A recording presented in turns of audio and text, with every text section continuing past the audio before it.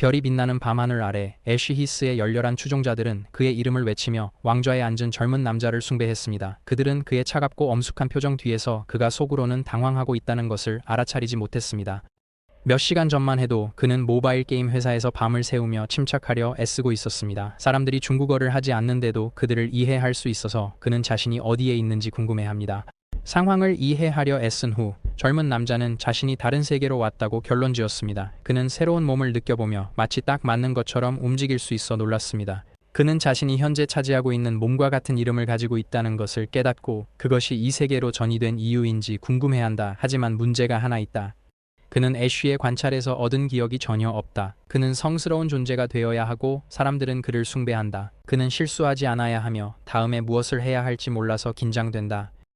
그는 애쉬 히스의 추종자들을 바라보며 그가 말하기를 기다리는 것 같다. 그는 자신도 피해자라고 설명하려 해도 추종자들이 그의 말을 듣지 않고 그를 벌할 가능성이 높다고 생각한다. 그때 신도들은 위대한 애쉬 히스를 부르는 주문을 계속합니다. 다양한 색의 빛이 애쉬 주위에 모여들고 그의 신도들은 그들의 세계를 구할 그의 신성한 이름을 계속해서 부릅니다. 갑자기 그는 무릎을 꿇고 여러 존재들로부터 축복을 받습니다. 억만 광명의 주인이자 전투 용기와 명예의 지배자가 그에게 비할 데 없는 힘을 부여합니다. 눈, 비와 운명의 군주이자 지혜와 운명의 통치자가 그에게 지혜의 천사를 부여합니다. 한편 평등과 나눔의 통치자는 그에게 영원한 건강의 천사를 부여합니다. 마지막으로 환상, 사랑, 기쁨의 지배자가 그에게 비할 수 없는 매력을 줍니다. 그가 받은 무한한 힘이 그 안에서 솟아오르기 시작합니다. 그는 결국 다른 세계로 영웅으로 전이된 것이 나쁘지 않음을 깨닫습니다. 그에게 축복이 시작되었습니다. 4명의 신에게 선택받고 많은 추종자들에게 숭배받는 영웅이 되었기 때문입니다. 곧 그는 괴물로부터 세상을 구하고 아름다운 공주와 결혼할 것입니다. 그의 몽상은 지지자들이 미친 사냥꾼들이 이미 그들의 은신처를 찾아냈으며 이제 그들의 생존이 그에게 달려있다고 경고하자 중단됩니다. 그는 적들의 이름을 듣고 미소를 짓습니다. 분명히 그들은 악당입니다. 그들의 이름이 시사하듯이 그는 칼을 뽑아들고 자신의 추종자들에게 적을 물리치기 위해 길을 안내하라고 말합니다. 갑자기 아름다운 기사들이 그곳에 침입하여 아쉬에게 결투를 신청합니다. 아쉬는 신들의 축복을 받아 그의 내면에 힘이 솟구치는 것을 느낍니다. 그는 신들로부터 받은 다양한 기술과 힘을 시도해보며 그 기술의 이름을 생각하지만 주목받고 싶지 않아 자제한다. 그는 칼을 휘두르며 공간을 가르는 검에 오래 놀랐습니다. 그러나 사냥꾼들은 훨씬 더 강력한 방식으로 방역하여 애쉬의 추종자들 대부분이 치명상을 입게 되었습니다. 애쉬는 헌터의 공격에 날아가면서 네 신의 축복에도 불구하고 적들에 비해 자신이 별것 아니라는 것을 깨닫고 놀랐습니다. 방금 일어난 일에 놀란 애쉬는 자신이 다른 세계에서 환생한 평범한 사람일 뿐이며 현재 세계에 대해 아무것도 모른 채 경솔하게 행동했음을 깨닫습니다. 잠시 동안 그는 자신이 사회에 의해 짓눌린 회사 노예였다는 것을 잊고 경솔하게 행동했습니다. 헌터는 자신을 범죄 사냥국의 일원인 제럴드라고 소개했습니다. 그는 애쉬의 여러 범죄, 납치, 살인, 강도 및 4대 기둥 교단 사건을 언급합니다. 그 남자는 그에게 불만이 있으면 카이몬 지점 프론트 데스크를 방문하여 시장실에 공식적으로 불만을 제기할 수 있다고 말합니다. 헌터는 비웃으며 애쉬를 내려다보며 너는 나 같은 사믹 헌터와 싸우지 말았어야 했어. 네가 내 4마리 쌍익 혼돈 영혼과 비교할 수 없으니까 라고 말합니다. 그는 애쉬에게 수갑을 채우고 그를 4대 기둥 교단의 수장으로 체포한다고 공식적으로 선언합니다. 그날 그는 애쉬가 마침내 감옥에 갇히게 되어 도시의 안전에 큰 기여를 하게 되었다고 말합니다. 나중에 범죄 수사국에서 애쉬는 직원에게 신문을 받는다. 그는 자신의 이름과 성별 같은 기본적인 질문에는 대답하지만 대부분의 기억을 잃었다고 주장하며 그들의 질문에 답할 수 없다고 한다. 에이미라는 다른 헌터는 애쉬가 질문을 회피하며 그들을 바보 취급한다고 화를 냅니다. 또 다른 헌터가 끼어들어 자신이 1급 신문 면허를 가지고 있으며 어떤 경우에도 애쉬가 자백하게 만들 수 있다고 말합니다. 그때 제럴드가 끼어들어 그에게 물러나서 면허증을 불태우라고 말합니다. 그는 그들에게 인권법에 따라 애쉬를 함부로 대할 수 없으며 의회가 그들을 주의 깊게 지켜보고 있기 때문에 조심해야 한다고 상기시킵니다. 이에 에이미는 당황하며 포로의 기억을 추출할 수 있도록 기억 마법사를 요청합니다. 그러나 제럴드는 기억 마법사가 오지 않을 것이라고 말합니다. 기억 증거가 사건에 매우 중요하지만 애쉬가 4개의 기둥을 목격했기 때문에 그의 기억을 추출할 수 없다고 설명합니다. 그 집단의 신도들은 기억 추출에 영향을 받은 적이 전혀 없기 때문입니다. 그는 기억 부패가 사주 시주의 특기라고 덧붙이며 134년 전 한 기억 마법사가 이단자의 기억을 추출하다가 자신도 모르게 사주의 신봉자가 되어 그 집단이 인원을 늘리고 재기하게 된 일을 기억한다고 말합니다. 화가 난 에이미는 증언이나 기억을 추출할 수 없는 상황에서 이 사건을 어떻게 진행해야 할지 묻습니다. 제럴드는 애쉬 같은 악인에게 더 적합한 느린 사형 선고가 있으며 그들의 신문은 단지 보여주기 위한 것일 뿐이라고 그녀를 안심시키며 도시 전체가 배심원으로 참여하는 공개 재판을 상기시킵니다. 15일 오후 8시에 화가 난 에이미는 신문을 지켜보는 것을 그만두겠다고 선언하며 방을 나간다. 한편 신문실에서는 인권법에 따라 애쉬에게 가끔씩 15분간의 휴식 시간이 주어진다. 제럴드는 조용히 애쉬를 관찰하며 그가 거짓말을 하지 않고 혼란스럽고 두려워하는 모습이 정말 기억상실증 환자처럼 보인다고 느낍니다. 그는 인권법에 따르면 누군가가 기억상실 증상을 보일 경우 형사처벌에서 면제될 수 있으며 기억 추출을 통해 애쉬가 실제로 기억을 잃었다는 것이 입증되면 무죄로 풀려날 수 있다고 생각합니다. 결국 그들은 기억 마법사를 쓸 수 없고 남은 선택은 대중이 애쉬를 판단하게 하는 것입니다. 애쉬는 자신이 영웅으로 환생했다면 어땠을지, 영웅 무리에 의해 즉시 공격당한 교주가 아니라면 어땠을지를 고민합니다. 그가 새로운 세계에 도착했을 때 자신이 이끄는 사악한 종교 집단의 사냥꾼들이 다가오는 시점에 전생한 것은 정말 안타까웠다. 신문 중에 제시된 증거를 보고 그는 거의 구역질을 할 뻔했습니다. 이로 인해 그가 속한 사이비 교주의 몸이 정말로 잔인한 사람임이 확실히 드러났습니다. 그는 그들이 자신을 어떻게 처형할지 궁금해하며 신문 받는 동안 좋은 대우를 받은 것에 대해 여전히 감사하고 사형이 폐지되었기를 바란다. 갑자기 그의 목이 뜨거워지면서 시스템 메시지가 나타나 그가 블러드 문 심판의 특별한 게스트로 초대되었다고 전합니다. 혼란스러웠지만 그는 답장을 쓰기 시작했으나 시스템은 그가 체포 및 신문 상태에 있어 메시지 전송이 비활성화되었다고 알린다. 그는 메시징 시스템을 자신의 마음으로 제어할 수 있으며 그것이 스마트폰의 버전처럼 보인다는 것을 깨닫습니다. 그러나 모든 기능이 현재 잠겨 있으며 사용할 수 있는 앱이 없습니다. 그가 닫으려 할 때 사용할 수 있는 앱 하나를 발견했는데 아우로라스 소서러 마뉴얼이라는 앱이었다. 그 이름을 보고 놀랐다. 왜냐하면 그의 회사가 원래 세계에서 만든 모바일 게임이었기 때문이다. 그는 게임 기획과 운영을 이끄는 팀을 맡았던 기억이 납니다. 데모를 다운로드하고 밤새 작업했으며 그 다음 순간 이 세계로 전이되었습니다. 이것이 열쇠가 될 것이라고 생각한 그는 그 앱을 홈 화면으로 옮기고 이를 이 세계 전이 치트라고 여깁니다. 앱을 실행하자마자 경고 메시지가 쏟아져 나옵니다. 네트워크가 없어서 거의 포기하려던 찰나 검색 시스템이 정상 작동 중이라는 메시지를 받습니다. 확인해보니 작동하는 것은 가차와 충전 시스템뿐이라 두 개의 활성 버튼을 눌러보니 충전 화면으로 이동하게 됩니다. 하지만 그는 돈이 없어서 게임에 대해 아무것도 할 수 없었다. 그는 한 번 더 시도해보지만 여전히 돈을 요구하고 그제서야 자신의 회사가 이 게임을 만들었다는 것을 떠올린다. 그가 포기하려던 순간 체크인 시스템이 복구되어 성공적으로 체크인합니다. 그는 이후 10회 오퍼레이터 검색을 수행할 수 있는 소스 크리스탈 하나를 얻고 이를 통해 최소한 하나의 오퍼레이터를 얻습니다. 절박한 마음에 그는 오퍼레이터를 선택합니다. 피해 심판을 피하고 싶어 눈을 꼭 감고 강력한 오퍼레이터가 나오기를 바랍니다. 버서커 소드 메이든 캐릭터의 스킬을 보고 애쉬는 시작 캐릭터조차도 사용 가능하려면 천천히 레벨업이 필요하다는 사실에 좌절한 신음을 내뱉습니다. 그는 또 다른 오퍼레이터를 보고 확인하는데 화면에 나타난 캐릭터가 자신임을 보고 놀랍니다. 그는 게임이 자신을 참조하고 있으며 다른 오퍼레이터와 경험치를 공유할 수 있음을 알아차립니다. 이를 통해 그는 광전사 검의 여인을 훈련시키면 그녀가 강해질수록 자신도 강해지고 이것이 감옥에서 탈출할 기회가 될 거라 믿습니다. 그는 아이템 목록을 확인하고 운영자에게 완벽한 훈련 아이템을 얻었다고 판단합니다. 이후 운영자의 기분이 훈련 성과에 영향을 준다는 것을 발견합니다. 캐릭터의 기분이 좋을수록 더 강력해질 수 있습니다. 그는 처형을 앞두고 있음에도 불구하고 소녀의 기분을 관리하고 그녀의 삶의 균형을 맞춰야 합니다. 소녀의 기분을 개선한 후 그는 광전사 검의 여인을 마법사 매뉴얼에 등록하고 그 안에서 광전사 검의 여인의 훈련을 확인합니다. 게임이 시작됩니다. 애쉬는 그것을 참을성 있게 기다리려 하지만 하루의 피로가 그를 압도합니다. 한편 애쉬의 시간대보다 3시간 뒤에 있는 다른 장소에서 피부 관리 루틴을 위해 일찍 잠자리에 든 한 소녀가 갑자기 꿈속에 들어가게 됩니다. 그녀는 가슴에 검이 꽂혀 있는 남자 앞에 서 있습니다. 소녀는 근처 호수에서 물을 마시려다 그것이 달콤하다는 것을 발견하고 자신이 꿈을 꾸고 있다고 생각합니다. 그녀는 시체가 왜 꿈에 있는지 궁금하고 그의 정체에 호기심이 생깁니다. 그러다 그녀는 그에게 꽂힌 칼을 잡고 마치 자신을 위해 만들어진 것처럼 완벽하다고 느낍니다. 그때 시체가 움직이며 천천히 잠에서 깨어나자 소냐는 깜짝 놀랐습니다. 그는 자신을 최종 관찰자라고 소개하며 적이 아니니 당황하지 말라고 그녀에게 안심시켰습니다. 그러나 잠시 후 그의 얼굴에 악랄한 미소가 서서히 번지더니 그는 그녀에게 앞으로 72시간 내에 그녀를 죽일 것이라고 선언합니다. 그녀는 그를 물리쳐야만 꿈에서 벗어날 수 있습니다.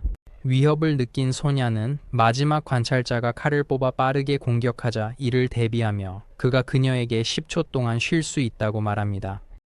소냐는 몸에 상처가 없는데도 방금 공격받았는지 확신할 수 없어 놀랐지만 통증은 실제로 느껴졌다. 그녀의 혼란을 본 마지막 관찰자는 그들이 같은 꿈을 공유하고 있으며 그녀의 10초가 끝났다고 설명한다. 그는 그녀를 다시 베고 10초 동안 쉴 수 있다고 말합니다. 그녀는 칼이 닿지 않는 곳에 있어 관찰자가 자신에게 닿지 못한다고 생각하며 호수로 뛰어들기로 결심합니다. 그녀는 숨을 참으며 물속에서 적에게서 도망칩니다. 적은 그녀의 도망을 부끄럽고 쓸모없다고 여깁니다. 그녀는 숨쉬기가 힘들어지고 잠시 물 위로 올라와 숨을 쉽니다.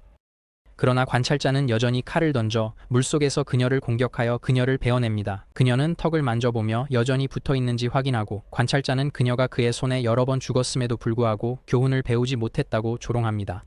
그의 거만한 얼굴을 보며 소냐는 점점 좌절감을 느끼지만 그를 놀라게 하며 그의 앞에 무릎을 꿇고 살려달라고 애원합니다. 그녀의 눈에는 눈물이 가득 차 있고 고문을 멈춰달라고 간청하며 순종하겠다고 약속합니다. 관찰자는 그녀가 자신을 이길 수 있을 때만 만족할 것이라고 비웃으며 말합니다. 자극을 받은 그녀는 그에게 다가가 왜 자신에게 잘못한 것도 없는데 죽이려고 그렇게 집착하는지 묻습니다. 그녀는 그에게 더 나쁜 사람들이 많다고 설득하려 합니다. 그녀는 자신이 아무것도 모르는 약한 소녀라고 주장합니다. 그러나 관찰자는 그녀가 예전에 자신에게 잘못했다고 말하며 다시 공격합니다. 쉬려고 하면서 소니아는 꿈속에서 72시간을 머무르면 그녀의 상황에서 벗어날 수 있는지 묻습니다. 관찰자는 이를 확인하지만 죽음에게 72시간은 영원하며 그는 그녀에게 계속 죽는 것을 견딜 수 있는지 묻습니다. 그는 그녀를 계속 죽이면서 자신의 말을 믿을 수 있겠냐고 묻습니다. 그리고 그날 밤을 살아남아도 다음날 밤을 생존할 수 있다는 보장은 없다고 합니다.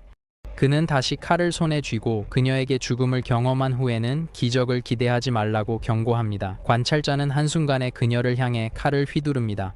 그러나 놀라운 반전으로 손자는 자신의 검으로 공격을 무력화할 수 있었습니다. 손자는 다음 전투에서도 여러 번 패배를 겪습니다.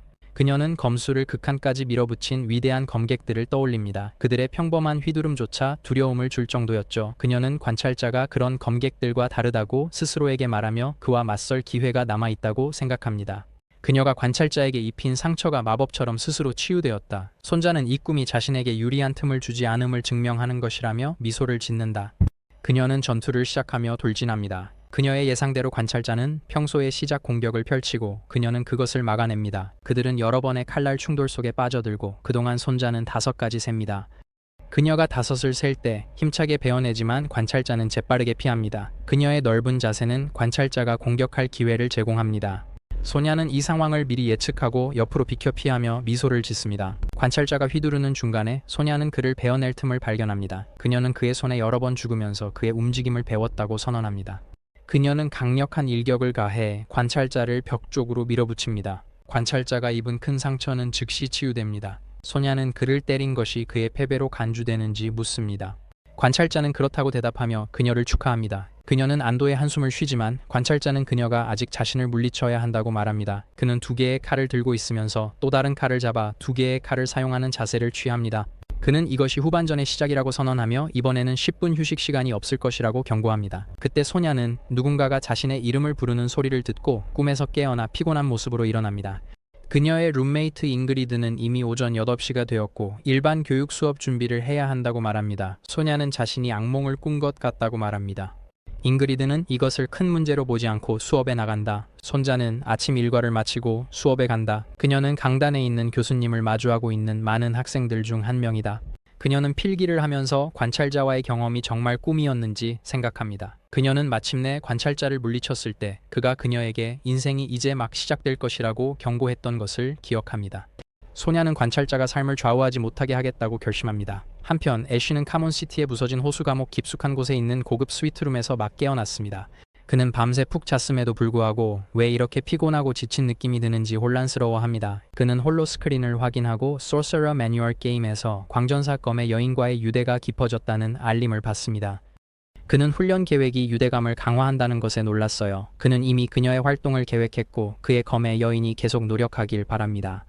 한편 소니아는 가슴에 아릿한 통증을 느낍니다. 그럼에도 불구하고 그녀는 교수님의 질문에 환한 미소로 대답하기 위해 일어섭니다. 학생들은 그녀가 어려운 질문에 정확히 답한 것에 감명을 받았고 특히 한 남학생은 그녀의 아름다움과 지성을 속삭입니다. 소니아는 만화 독자들에게 자신을 소개하며 그녀의 겸손한 출신을 이야기합니다. 작은 마을 출신인 그녀는 기초교육 과정을 마쳤고 이를 통해 소드플라워 대학교에 입학했다고 회상합니다.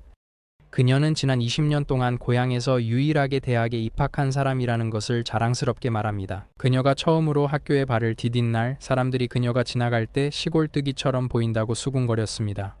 한 달 후 그녀는 화장을 하고 옷을 코디하는 법을 배우고 도시 억양을 완벽하게 익혀 오늘날의 뛰어난 학생으로 변신했습니다.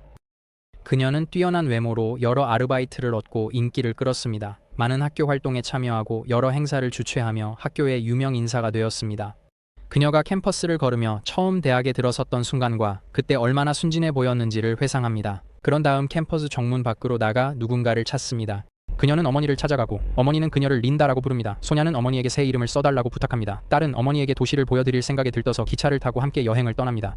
기차를 타고 가며 소냐는 어머니에게 처음 도착했을 때 본 깨끗한 거리, 높은 빌딩, 세련된 차들을 보여줍니다. 그녀는 예의 바른 사람들과 밤낮으로 광고를 틀어주는 LED 광고판에 얼마나 압도되었는지 기억합니다.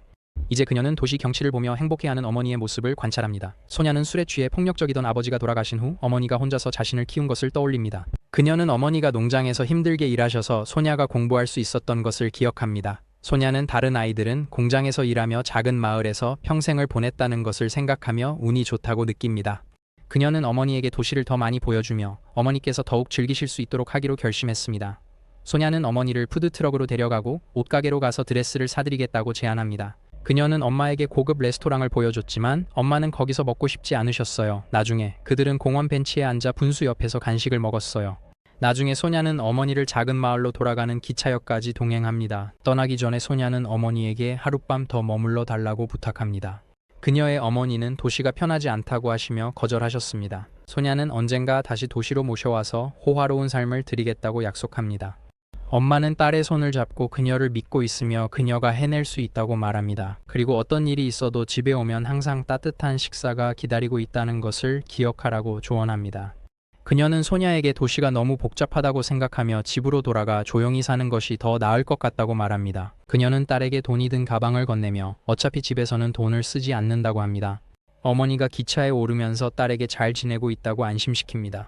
소냐는 가방 안을 확인하고 그 안에 사탕도 들어있는 것을 봅니다.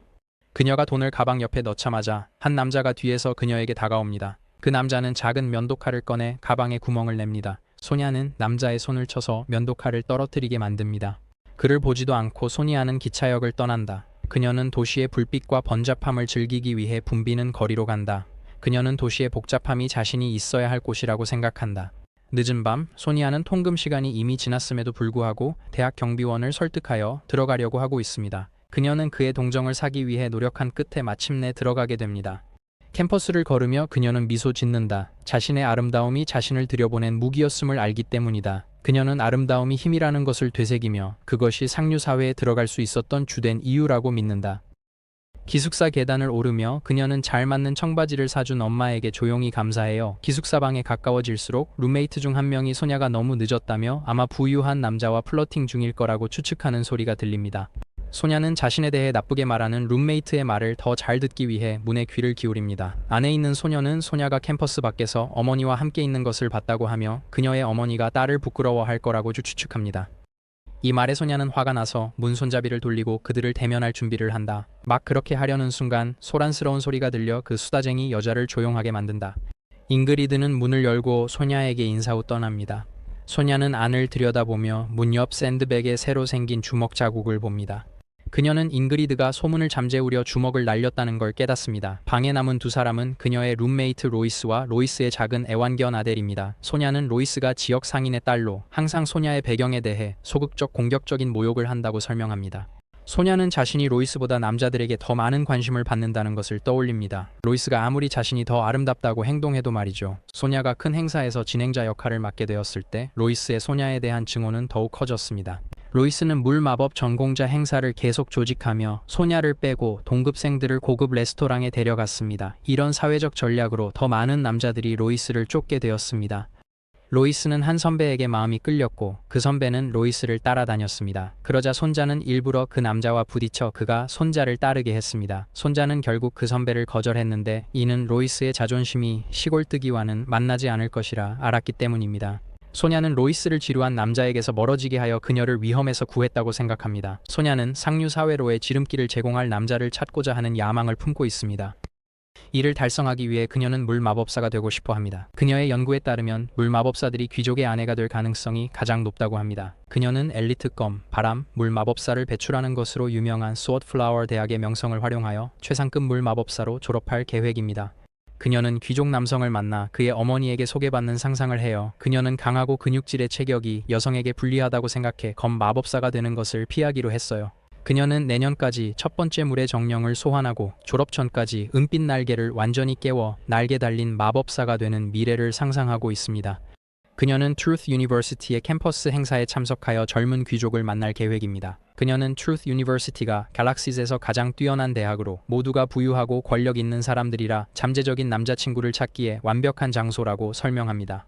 그녀는 자신의 야망을 생각하며 책을 공부하면서 화장을 지우고 있습니다. 외모를 유지하는데 얼마나 많은 시간과 돈이 드는지 생각하며 그녀는 상류 사회의 남편을 만나 어머니를 귀부인의 삶으로 이끌 것이라고 굳게 믿고 있습니다. 그녀는 칼 연습에 집중하라는 목소리에 깜짝 놀랍니다. 그녀는 목소리가 어디서 나는지 보려고 돌아서서 관찰자를 봅니다. 그는 그녀에게 마음속으로만 말하라고 격려합니다. 소냐는 주위를 둘러보며 남자가 바로 옆에 있음에도 로이스와 아델이 그 관찰자를 못 본다는 걸 깨닫습니다. 관찰자는 소냐에게 자신이 적이 아니라고 합니다. 그는 그녀에게 마셔야 한다며 녹색 액체가 든 병을 보여줍니다. 소냐는 그걸 마실 수 없다고 말합니다.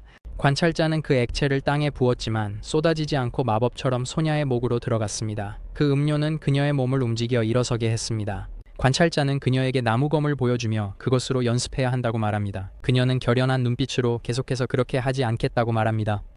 그러나 그녀의 몸은 갑자기 옷을 입습니다. 그녀는 나무검을 들고 방을 나섭니다. 복도를 걸으며 소니아는 로이스가 그녀가 검 마법을 전공하는 선배에게 작업을 걸려 한다고 불평하는 소리를 듣습니다. 소냐는 훈련생들이 갑옷 모형과 함께 검술 연습을 하고 있는 훈련장에 도착합니다. 잉그리드 역시 땀을 흘리며 열심히 연습하고 있습니다. 잉그리드는 자신의 발전을 자랑스러워하며 다음 달까지 10번째 링을 칠 수 있고 검의 영혼을 소환할 수 있을 거라 생각해요. 그녀는 자만하지 않도록 스스로를 다스리며 더 나아지기 위해 꾸준히 노력해야 한다고 상기해요. 손자가 방에 들어서자 모든 훈련생들이 그녀에게 주목하게 됩니다. 그들은 그녀가 이곳에 왜 있는지 궁금해합니다. 손자는 나무로 만든 검으로 더미를 치기 시작합니다. 잉그리드는 자신의 기술이 여전히 불안정하고 느리다고 느껴요. 그녀는 여성 검술사들이 강해지려면 거친 손과 근육질의 몸이 필요하다고 생각하며 소냐가 준비될 수 있을지 궁금해합니다. 그녀는 소냐가 남자를 얻으려는 건지 궁금해하며 현재 그녀의 훈련을 지켜보는 검술 마법 견습생 펠릭스가 목표임을 깨닫습니다. 잉그리드는 펠릭스가 스텔라리스 의회의 주요 인물이며 보슬라다 가문의 아들이라는 점에 주목합니다. 그녀는 그의 아버지 보슬라다 공작이 스텔라리스에서 가장 발전된 제철소를 운영하며 국가에서 중요한 영향력을 가진 인물임을 상기합니다. 잉그리드는 소냐가 플레이어를 노리는지 걱정합니다. 어쨌든 그녀는 또 다른 검을 좋아하는 친구가 생겨 기쁘다. 그녀는 소냐가 마법 더미와 연습하는 걸 지켜보며 몇 분 안에 중앙 표적의 첫 번째 링 가장자리를 맞췄다는 걸 깨닫는다. 잉그리드는 소냐의 동작이 여전히 거칠고 피곤해 보이지만 그녀가 검 마법 매뉴얼을 잘 따르고 있다는 걸 알게 됩니다. 잉그리드는 소냐가 계속하면 곧 지칠까 걱정합니다. 그녀는 소냐의 타격수를 세기 시작해 소냐가 잘 따라가도록 돕습니다. 수백 번을 세고 나서 잉그리드는 더 이상 셀 수 없게 되었고 이제는 친구의 연습에 완전히 집중합니다. 얼마 지나지 않아 훈련장 전체가 그녀를 경이롭게 바라봅니다. 사람들이 그녀가 시작한 지 90분이 지났고 이미 2400번 이상 타격을 했다고 추측합니다. 펠릭스의 여자친구 세실리아는 모두가 그녀의 남자친구가 인상적인 무언가를 하고 있기 때문에 그 주위에 모여 있을 거라고 생각하며 방에 들어옵니다. 그녀는 펠릭스가 소냐를 보는 사람들 중 하나라는 걸 보고 놀랍니다. 그의 얼굴에서 그녀에게서 눈을 떼지 못한다는 걸 알 수 있습니다. 세실리아는 소냐를 보고 그녀가 남자들을 끌기 위해 화장을 했다고 생각합니다.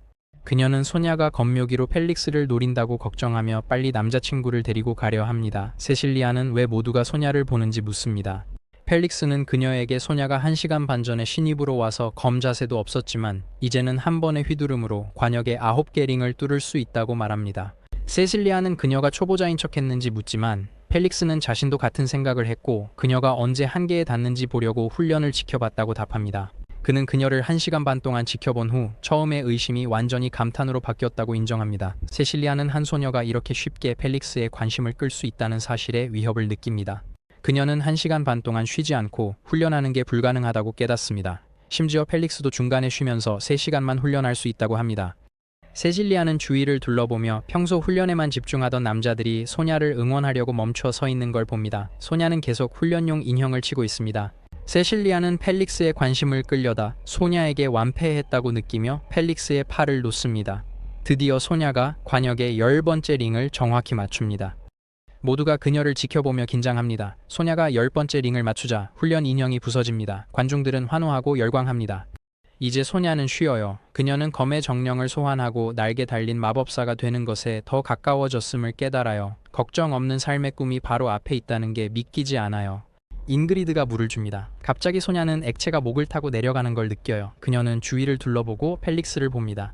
소냐는 펠릭스 뒤에 있는 관찰자를 봅니다. 그는 방금 바닥에 음료를 쏟았어요. 관찰자는 그녀에게 아직 쉴 수 없고 먼저 펠릭스를 이겨야 한다고 말해요. 관찰자는 소냐에게 그녀와 방에서 가장 강한 사람 사이에 싸움을 벌이고 싶다고 말합니다. 그는 가장 강한 사람이 귀족이라는 사실에 기뻐하며 귀족이 얻어맞는 것을 좋아한다고 합니다. 소냐는 펠릭스와 엮이고 싶지 않아 다른 사람으로 바꿔달라고 요청해요. 그녀는 펠릭스가 소드플라워 대학교에서 플레이보이란 걸 안다고 설명해요.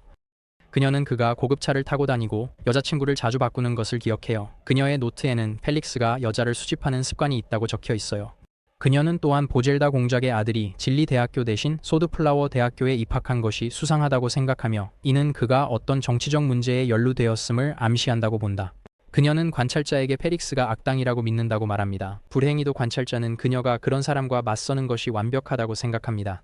그는 그녀에게 검의 신동을 박살내고 스텔라라의 귀족을 내쫓으라고 조언합니다. 소냐는 절대 그런 일을 하지 않을 것이라고 그에게 말했지만 여전히 나무검을 펠릭스에게 겨누며 그에게 결투를 신청합니다.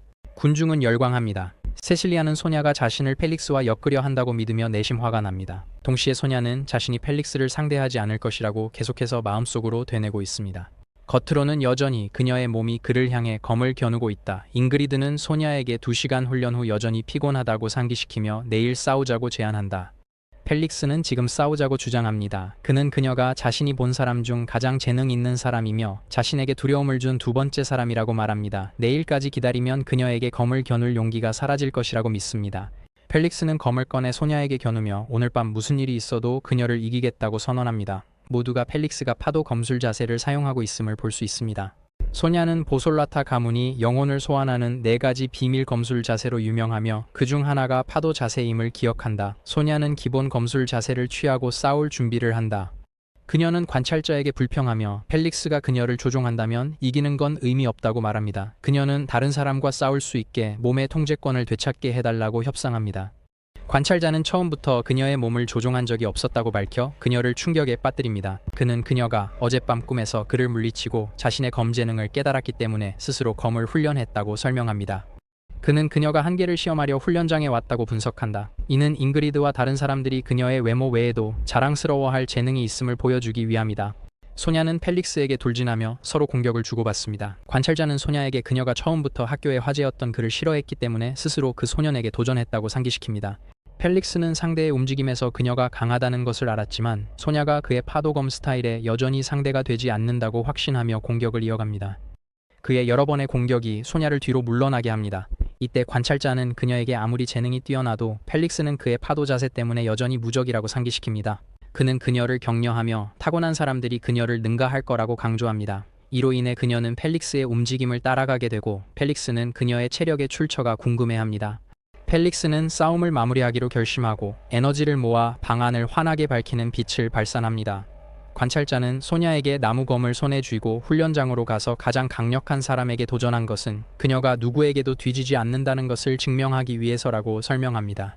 갑자기 모두가 놀란 가운데 소냐는 펠릭스의 웨이브 자세를 따라합니다. 군중은 그녀가 보기만 하고도 같은 자세를 배운 것에 감탄합니다. 세실리아는 소냐의 계획이 펠릭스를 굴욕시킨 후 일부러 져서 다음 대결을 약속하고 그들과 가까워질 기회를 늘리려는 것이라고 생각합니다. 두 상대는 마지막 움직임을 위해 서로 돌진합니다. 그들의 충돌에서 큰 소리가 납니다. 부러진 나무검 조각이 바닥에 떨어집니다. 소냐의 나무 칼이 부러졌어요. 군중은 펠릭스의 왼쪽 어깨를 보며 파도검의 영혼을 보고 그가 생명을 묶어 소환한 것에 감명을 받아요. 전투 중의 영혼. 잉그리드는 소냐에게 곧 그녀도 영혼을 소환할 수 있을 것이라고 격려합니다. 소냐는 모두에게 자신이 지지 않았다고 말하지만 군중은 그녀가 고집을 부린다고 생각합니다. 갑작스럽게 펠릭스의 나무검 끝부분이 손자의 오른쪽 어깨에서도 부러져 나갑니다. 파도검의 영혼도 나타납니다. 군중은 그녀가 전투 중에 펠릭스의 파도 자세를 배우고 영혼을 소환한 것을 믿을 수 없습니다. 그녀가 천재라는 것을 깨달은 검수를 익히는데 수년이 걸린 사람들은 곧 낙담합니다. 손자는 군중 속 그녀를 지켜보는 관찰자를 봅니다. 그녀는 그가 그냥 인지 묻는다. 그녀의 내면에 생각의 투영, 환영입니다. 관찰자는 땅에서 부러진 나무검의 조각을 주워서 소냐의 검에 다시 붙입니다. 그가 천천히 사라지며 그녀에게 자신이 뭔지 맞춰보라고 장난칩니다. 이로 인해 소냐는 화가 나서 그에게 욕을 하기 시작합니다. 한편 애쉬는 그의 홀로 스크린에서 그의 광전사 검의 여인이 여러 번 레벨업을 하고 파도 자세와 파도검의 영혼을 포함한 많은 능력을 얻은 것을 봅니다. 그는 원 윙 소드 소설어를 발견하고 날개의 수가 초능력을 나타낸다고 믿습니다. 검메이든의 성장을 보며 아쉬는 그녀의 진행 상황을 확인하려고 아침 6시에 일어난 게 가치 있다고 느낍니다. 그녀가 레벨업했지만 애쉬는 더 강해진 느낌이 없습니다. 그는 게임에 속은 것 같고 그 이유가 무료로 플레이해서일 수 있다고 생각합니다. 그 회사의 게임은 돈을 안 쓰면 플레이가 어렵기로 유명하기 때문입니다. 감옥의 컴퓨터 음성이 아쉬에게 몇몇 구역으로 자유롭게 이동 가능하다고 알립니다. 문이 열리자 컴퓨터는 그를 식당으로 초대합니다. 애쉬는 혼자 스크린에 깨진 레이크 감옥 수감자 매뉴얼을 띄워 상황을 확인합니다. 매뉴얼에 적힌 감옥의 호화로운 설명은 그를 장난당하는 기분이 들게 합니다. 모든 것이 너무 편리해 보여서 그는 의심스러웠다. 그는 천천히 방 밖으로 나가 주위를 둘러보았다. 복도에 경비원이 없는 것이 더욱 무섭게 느껴졌다. 그는 복도 끝까지 달려가 수감자들이 모여있는 실내 공원을 발견합니다. 소파에 앉아있는 교도관을 보고 아쉬는 무슨 일이 생기면 도움을 요청할 수 있겠다고 안도합니다. 그는 아직 그의 검의 여인으로부터 XP를 받지 못해 보호가 필요하다고 생각합니다. 이제 더 안전하다고 느끼며 식당을 찾으러 돌아다닙니다. 수감자들이 대형 LED 스크린에서 정치인의 기자회견을 보고 있고 오크와 고블린 수감자들이 정치에 대해 논의하는 것을 봅니다. 그 때문에 한 수감자가 애쉬에게 다가와 그가 내 기둥교단에 존경받는 지도자라는 것을 안다고 말합니다. 그는 자신을 이고르라고 소개하며 애쉬의 존재가 그들의 미디어에 많이 노출되어 있어서 알아본다고 설명합니다. 이고르는 악수를 청하며 애쉬에게 탈출 계획에 함께할 것을 제안합니다. 애쉬는 주저없이 제안을 받아들입니다. 그들이 악수하려는 순간 한 여자가 애쉬에게 자신이라면 이고르의 얼굴을 칠 거라고 합니다. 애쉬는 그녀를 보고 놀랐습니다. 그녀가 자신의 검의 여인과 똑같이 생기고 목소리도 같았기 때문입니다. 그는 그녀의 말을 듣고 이고르를 칠 준비를 한다. 애쉬가 동료 죄수를 치려 뛰어들자 목의 칩이 갑자기 깜빡이며 시민을 해치지 말라고 경고했다. 그의 머릿속에 빨간 경고음이 울렸다. 그 순간 그의 주먹이 몇 인치 앞에서 멈췄다. 이고르를 치기 전에 그는 움직일 수 없었고 젊은 남자는 그의 약한 주먹을 비웃었어요. 그가 감옥 생활에 만족하는 듯하자 동료는 돌아서서 그를 내버려 두었어요. 이로 인해 신입자는 마침내 다시 움직일 수 있게 되었습니다. 검의 여인은 그를 비웃으며 왜 그렇게 놀라는지 묻습니다. 그녀는 칩이 그의 의도를 감지하여 공격을 무력화시켰다고 설명합니다. 그 기술은 상당히 유용해 보입니다. 사람들에게 유용할 듯해요. 그곳에서는 전투와 마법이 제한되지만 다양한 요령이 존재합니다. 예를 들어 영혼을 활용하여 계약을 체결하는 것인데 이고르가 서큐버스로서 친구가 되자는 초대를 수락하고 동의하는 방식입니다. 마치 그가 복종을 제안하는 것 같아요. 다시 말해 그의 손을 잡는 것은 그를 그의 노예로 만드는 것과 같았어요. 노동 계약이 필요한 그의 옛 세상보다 더 나빠요. 애쉬는 다른 사람들이 그녀를 볼 수 없는지 궁금해해요. 그는 그녀와 대화를 계속할 수 있지만 혼자 말하는 미치광기처럼 보일 거예요. 그는 신경 안 쓰고 계속 말하며 그녀가 진짜 검의 여인임을 확인해요. 그녀는 의심하는데 당연하다. 그녀가 그를 못 봤다면 그가 관찰자인지 의심했을 거예요. 그들은 캐릭터 아트와 다르게 생겼다고 말다툼을 시작하지만 가끔 옷을 갈아입는 게 합리적이라고 생각해요. 애쉬는 상황을 오해하고 그녀에게 도망치게 도와달라고 하지만 그녀가 단호히 거절하자 혼란에 빠집니다. 소드 메이드는 그곳이 그처럼 쓸모없는 쓰레기에게 어울리는 곳인데 왜 그를 풀어줘야 하느냐고 묻습니다.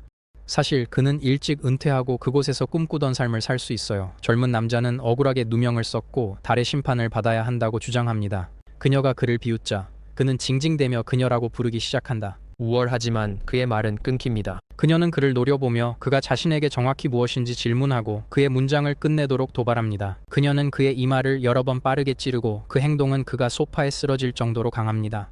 그녀는 그의 얼굴 가까이에서 내려다보며 자신을 주인이라 부르려 했냐고 묻는다. 그는 미소 없이 그것이 잘못된 일인지 궁금해한다. 그녀는 단지 가상 캐릭터일 뿐이고 그가 없으면, 즉 플레이어가 없으면 그녀는 존재할 수 없다. 그가 말하는 방식은 그녀의 표정을 더욱 어둡게 만들고 그는 이를 받아들일 수밖에 없다. 아쉬는 목소리를 높이며 자신이 그녀의 주인이 아니라고 하지만 하인도 아니라고 주장합니다. 그녀가 동등하게 대하지 않으면 차라리 자신의 게임으로 돌아가겠다고 합니다. 데이터로서 소드 메이드는 그를 잠시 바라보다가 단호한 찡그림이 의미심장한 미소로 바뀐다. 그녀는 그에게서 돌아서며 자신이 그의 생각에서 태어난 가상 캐릭터임을 확인한다. 하지만 그는 자신이 그녀의 주인이 되지 않을 거라고 했던 걸 기억해야 해요. 그 젊은이는 맹세하라는 말을 듣고 거짓말하면 얼굴을 잃게 될 저주를 받을 거예요. 거짓말하면 10년간 얼굴을 잃을 거야. 그의 얼굴엔 망설임이 없다. 그는 지시대로 하고 만족스런 미소로 약속한다. 그녀는 그를 불러 같이 걷고 이야기하자고 한다. 도망치지 않고 그는 배가 고파 아침을 먹을 것이다. 하지만 그녀는 그를 돕고 싶어도 실제로 도울 수 없다. 보이지 않고 만질 수 없고 영향을 줄 수 없기 때문이다. 물리적 세계에서 그녀가 그를 어떻게 도울까요? 그녀가 지금 그곳에 있는 이유는 검의 여인과 관찰자로서의 관계 때문입니다. 그녀가 강제로 훈련을 받아 얻은 경험치를 드디어 전달할 시간이 된 것입니다. 기뻐하며 그는 모든 것을 받아들이려 팔을 벌린다. 그녀는 그가 쉽게 얻으려는 어리석음을 다시 꾸짖는다. 애쉬가 어떻게 얻어야 하는지 묻자 사람들과 싸워서 경험이 자연스럽게 몸에 스며들게 하라는 말을 듣는다. 그는 주위를 둘러보며 시비 걸 대상을 찾는다. 랭은 근육질에 문신이 있고 상처투성이에 수백 명을 죽인 것처럼 보이며 싸움을 원하는 것 같다. 젊은 죄수는 남자의 우유잔을 쳐서 그의 머리 위로 우유를 쏟아버리고는 무심하게 사과합니다. 비록 그가 시작했지만 악마 같은 에너지가 그를 두려움에 떨게 만듭니다. 놀랍게도 거친 남자는 귀엽게도 조심하라며 식당에 우유를 시도해보라고 했다. 충격으로 입을 다물지 못한 애쉬는 말대로 점심 식판을 받으러 갔다. 식탁에 앉아 식사를 앞에 두고 있는데 그는 큰 소리로 모욕적인 웃음을 듣습니다. 검의 여인은 그 상황에 반응하지 않을 수 없어 깔깔 웃었습니다. 그들의 목에 있는 칩 때문에 의도적인 공격조차 모든 공격성이 금지됩니다. 이를 어기거나 제거하려 하면 심장을 멈추게 하는 충격이 가해집니다. 그는 그녀에게 의존하지 않고 싸울 방법을 찾아야 한다. 장난으로. 그는 그녀에게 우유를 달라는 아기처럼 행동하지만 그 위험한 행동으로 인해 멀리 날아간다. 그는 이전에 만난 랭과 가볍게 부딪히고 이 만남은 그에게 직접적으로 친해지고 물어볼 기회를 줍니다. 그의 친절함을 오해한 근육질의 남자는 이미 남자친구가 있다고 말합니다.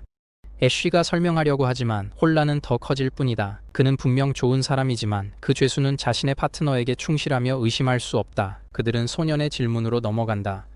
비록 그들이 아직도 플러팅 오류를 해결하지 못했지만 애쉬는 그를 끊고 감옥에서 싸우는 방법에 대해 물어볼 수밖에 없었다. 랭의 표정이 변하며 그는 근육을 사용하고 싶다면 적임자를 찾았다고 말한다. 그는 데스매치 협회 회원으로 칩 제한을 잠시 해제할 수 있는 권한이 있어요. 놀란 애쉬는 교도소장이 정말 그들이 죽을 때까지 싸우게 허락하는지 궁금해합니다. 누군가 죽을 수도 있지만 싸우는 사람이 살인자가 되진 않아요. 경기장 옆에 의무실이 있어서 5분 안에 구하면 사람을 살릴 수 있습니다. 누군가 실제로 죽어도 감옥은 신경 안 써요. 설명 중에 랭은 그 소년이 지도자라는 걸 갑자기 깨달아요. 기둥 문화에 대해 그는 다시 옆길로 새며 그 집단에 꽤 관심이 있다고 해요. 본론으로 가요. 그는 15일이 다가오니 그가 사회에 가입하고 싶어 하는 게 이해된다고 말해요. 신입이 전혀 감을 못 잡는 것 같아서 베테랑이 그 날짜의 중요성을 설명합니다. 감옥에 있는 모든 사람은 사형수이며 그들에게는 안에서 좋은 삶이 주어져요. 왜냐하면 결국 그들을 기다리는 것은 절대적인 죽음뿐이니까요. 애쉬는 이미 예상했지만 그것이 확인되자 몸이 얼어붙어요. 달의 심판은 매월 1일과 15일에 열리는 쇼로 막대한 방송 수익을 창출합니다. 다시 말해 이 세계에서는 처형을 보는 것이 인기를 끌었습니다. 그는 믿기지 않아 무릎을 꿇지만 그 사건을 피할 방법이 있다는 말을 듣고 밝아져요. 모든 죄수는 50점으로 시작하고 매달 10점씩 줄어듭니다. 만약 누군가가 0점에 도달하면 처벌을 받지 않습니다. 하지만 점수가 낮을수록 심판에 참여할 가능성이 더 높아집니다. 이것이 기본적으로 그들의 참여 여부를 결정합니다. 점수를 얻는 방법은 다양하고 가장 쉬운 방법은 가치를 만드는 거예요. 자신의 기술과 능력에 따라 그들은 감옥에 제공할 것을 찾을 수 있어요. 그렇지만 대부분의 죄수들은 특별한 재능을 활용 못하는 단순한 살인자들입니다. 데스매치는 승자가 모든 포인트를 가져가는 시스템입니다. 무대에 오르기 전 대부분 사람들은 화장을 해야 해요. 이렇게 말하며 랭은 우유잔을 핥고 소년이 여전히 그 사회에 가입하고 싶어 한다는 걸 확인합니다. 듣고 나서 그렇게 해서 그는 경기장으로 안내돼요. 공간 보러. 하루 첫 경기는 한 포인트 내기를 요구하며 이 숫자는 매 경기마다 늘어납니다. 처음엔 천천히 시작되지만 판돈이 쌓여요. 그래서 사람들은 초반을 활용하죠. 다른 사람들을 평가하고 약점을 파악하려 싸워요. 심판이 곧 다가오면서 그 장소는 바빴겠지. 어둠 속을 걸으며 그는 애쉬에게 고기 사고 싶냐고 물어요. 고기는 경기장에서 자주 떨어지고 기어 포인트를 쓸 방법 중 하나입니다. 교활한 미소를 지으며 그들은 랭이 미식가로 환영받는 홀로 들어갔다. 그와 함께 있는 소년을 보고 그들이 장난스럽게 그가 새로운 남자친구인지 묻는다. 그의 농담이 남자를 위협하여 처벌하겠다고 하게 만듭니다. 효과가 있어 문제를 일으키던 사람들이 물러나고 애쉬가 정식으로 소개됩니다. 그는 무작위로 사람에게 장난을 걸었지만 랭이 그곳에서 악명 높다는 걸 알았습니다. 타이거와 루더는 계속 싸우고 있었습니다. 경기장 중앙에서 한 노인이 큰 오크의 공격을 버티고 있었습니다. 오크는 오랫동안 싸우지 않았고 실수로 노인을 선택했습니다. 타이거가 더 높은 금액을 걸었기 때문에 경기를 끝낼 수밖에 없었습니다. 결국 루더의 지친 몸은 여기저기 맞아 이빨 하나를 잃게 되었습니다. 인간은 팔을 휘감아 상대의 얼굴에 치명적인 연타를 퍼부었습니다. 승자가 명백했지만 경기는 아직 끝나지 않았습니다. 공기 장벽이 해제되지 않았으니 싸움은 계속됩니다. 한쪽이 죽거나 완전히 의식을 잃어야만 멈출 것입니다. 항복이 없는 경기장에서 상대를 계속 압도하고 짓밟아야 합니다. 많은 바보들이 실력을 과대평가하고 점수에 굶주린 상대에게 죽었습니다. 결국 데스매치의 목적은 더 자격 있는 사람에게 점수를 넘기는 것입니다. 점수에 대해 말하자면 애쉬는 전투자들의 내기가 같지 않다는 것을 알아차립니다. 이는 규칙상 죄수들이 이전 경기보다 조금 더 많은 금액을 걸어야 하기 때문에 정상입니다. 타이거는 이전에 33번 싸웠기 때문에 35점을 걸었습니다. 반면에 루더는 10번 싸웠지만 이제는 이름에 5점만 남아 있습니다. 불행히도 그는 항상 이길 수 없는 상대와 맞붙습니다. 그들이 이야기하는 동안 장벽이 해제되고 오크의 몸이 쓰러진다. 경기가 끝나자마자 의료진이 문을 통해 즉시 나와서 그 몸을 치료를 위해 병원으로 끌고 간다. 타이거는 상대를 교묘히 속인 후 약한 척 돌아옵니다. 심지어 소드메이든도 그 노인의 강력함을 인정하며 왜 그렇게 강한지 묻습니다. 다른 이들은 경기장에서 만화는 여전히 제한되지만 물리적 공격은 허용된다고 설명합니다. 그들의 세계에서 만화가 봉인되면 대부분의 마법사들은 일반인과 크게 다르지 않아요. 하지만 선택된 몇몇은 바디라 불려요. 육체와 기술을 연마하는 마법사들입니다. 한 단계 더 나아가 신체를 변형하는 유형도 있어요. 강화가 사라지지 않는 지점. 타이거는 이런 유형의 예시로 마조이스트 마법사라 불립니다. 애쉬는 이미 경기장에 들어가라는 지시를 받았습니다. 어쨌든 그가 이미 거기에 있으니 검의 여인은 그에게 주먹으로 싸울 사람을 고르라 하고 그도 그렇게 합니다. 어쨌든 그는 아마 약할 겁니다. 무기를 오래 들고 있어 그는 순순히 돌아서서 맨손 상대를 찾을 수 있는지 물어본다. 그 신비로운 인물은 기뻐해요. 왜냐하면 그가 찾던 바로 그 유형의 사람이에요. 애쉬는 솔직히 자신이 한 점만 걸었다고 인정하며 그를 노려봐야 별로 얻을 게 없다고 말해요. 다행히도 죄수는 신경 쓰지 않고 오히려 자신의 점수를 몇 점 주겠다고 해요. 그때 이고르가 빗속으로 걸어 나와 자신의 주먹이 약하다고 주장하며 경기를 준비 중이라고 말합니다. 관중의 말은 애쉬에게 이 싸움이 쉽지 않을 거라고 깨닫게 합니다. 이고르는 자신이 리더라 공정한 싸움이 되어야 한다고 주장해요. 사주 교단에 환호성을 들어보니 이 상대는 공정하게 싸우는 타입이 아닌 것 같아요. 그는 검의 여신이 어떤 제안도 받아들이지 말라고 했던 조언을 떠올리며 희망을 가져요. 그러나 검의 여인은 그의 허황된 야망을 비웃으며 조롱합니다. 그는 아무것도 받아들이지 않겠다고 말하지만 이고르의 도전을 따라 기꺼이 링에 올라섰습니다. 그는 어리석게도 경기에 동의했음을 깨닫고 앞으로 걸어가며 떱니다. 그는 이유를 알지 못했지만 싸움이 유일한 선택이라고 확신했습니다. 서큐버스의 함정에 빠져버린 것이죠. 거절할 생각은 전혀 없었습니다. 그가 홀린 정확한 순간이 머릿속에 떠오른다. 소드메이드는 그가 누구의 초대에도 경솔하게 응하지 말아야 한다고 반복해서 말한다. 그는 최종 관찰자이기 때문에 그에게 오는 모든 것을 단호하게 거절해야 한다. 그에게 유일한 길은 자신의 힘으로 운명을 잡는 것이었습니다. 마치 마왕처럼 애쉬는 그녀의 조언대로 아이러니하게도 그녀를 거부하며 돌아섭니다. 그렇게 경기장의 장벽이 활성화되고 전투가 시작됩니다. 칩의 제한 장치가 풀리면서 마치 족쇄가 풀린 것 같습니다. 이고르는 시간을 낭비하지 않고 주먹을 꽉 쥐고 돌진하며 젊은이는 본능적으로 손을 들어 방어 자세를 취합니다. 하지만 예상된 일이었어요. 베테랑은 그의 다리를 휩쓸어 넘어뜨립니다. 애쉬는 몸을 굴려 균형을 되찾으려 하지만 상대가 바로 옆에 있는 것을 발견합니다. 강력한 주먹이 그의 방어되지 않은 복부에 꽂히고 그 충격으로 인해 바닥에 토하고 맙니다. 그러나 이고르는 아직 끝나지 않았고 미소를 지으며 상대에게 이를 악물라고 말합니다. 신참은 고통에 이미 눈물을 흘리며 지시대로 합니다. 이번에는 그의 머리 옆을 향해 또 다른 주먹이 날아옵니다. 불쌍한 젊은 남자는 비틀거리며 균형을 잃고 의식을 간신히 붙잡고 있습니다. 그의 몸이 장벽에 닿자마자 이고르는 계속해서 연속적인 공격을 퍼붓습니다. 팔을 올려 방어하며 애쉬는 경험 전이가 언제 시작될지 궁금합니다. 고통이 쌓이자 그는 검의 여신에게 도움을 요청하며 그녀가 대신 싸워주길 바랍니다. 그녀는 무심하게 방역하라고 합니다. 경험이 빨리 전이될수록 그는 더 맞습니다. 검의 여인은 신경 안 쓰는 척하지만 관찰하는 눈으로 그를 봅니다. 그는 비참해 보이지만 여전히 한계까지 자신을 밀어붙이며 포기하지 않고 있습니다. 사실 그녀는 마법사 매뉴얼이 없어도 그가 본질적으로 강하다고 느낄 수밖에 없습니다. 그녀가 예상한 대로 그는 정말로 최후의 관찰자였다. 회사 노예로서의 끈기로 인해 애쉬는 방역을 노린다. 그는 이를 악물고 주먹을 내밀지만 부드럽고 약한 펀치는 쉽게 피한다. 귀엽다고 생각한 이고르는 거의 힘들이지 않고 그의 얼굴을 때립니다. 이 교환은 몇 번 반복되며 계속되고 적이 자연스럽게 그의 주먹에 부딪히는 그의 시그니처 타격을 본 관중들은 환호합니다. 타이거와 랭은 그의 힘을 인정하지만 누가 이길지는 애매하게 회피합니다. 이 시점에서 애쉬는 멍든 과일처럼 맞았습니다. 이고르는 신체적으로 약한데도 어떻게 모든 경기에서 이길 수 있었는지 아는지 묻습니다. 그에겐 특별한 점이 없다는 것은 사실입니다. 둘 다 약골이지만 젊은이 같은 사람들은 가축에 불과합니다. 반면 이고르는 그들을 가죽 벗기고 도살하는 대가입니다. 강한 종족들이 그의 앞에 쓰러졌고 링에 들어서는 순간 이미 패배한 것이나 다름없었다. 애쉬가 필사적으로 이기려 뛰어드는 것을 보며 그는 이미 그 약한 소년이 무엇을 할지 알고 있다. 그의 움직임은 마치 열린 책처럼 읽히고 반격당합니다. 소년의 모든 생각은 그의 마음으로 흘러들어가고 그의 눈에는 마치 구워질 준비가 된 양처럼 보입니다. 이제 남은 건 그의 상대들을 처리하는 것뿐이었다. 자신감 있는 미소로 이고르는 피하고 팔꿈치로 상대를 쓰러뜨리려 한다. 그의 놀라움에 애쉬가 완벽히 피했다. 그리고 반격을 시도한다. 베테랑은 위험을 감지하고 즉시 뛰어올랐다. 전혀 예상치 못한 일이었다. 그것은 분명히 나쁜 징조였어요. 이제 장난칠 여유가 없었고 그를 쓰러뜨려야 했어요. 한편 군중은 점점 더 열광적으로 변하며 금발의 베테랑에게 다음번에는 적을 베어버릴 무언가를 가져오라고 했어요. 하지만 랭은 그게 어렵다고 해요. 그들이 기대하는 것만큼 쉽진 않아. 경기장을 다시 보니 전에 모든 펀치를 성공시켰던 이고르가 점점 더 많은 공격을 놓치고 있었습니다. 드디어 볼거리가 생겼고 일부는 애쉬가 처음부터 약한 척을 했다고 생각합니다.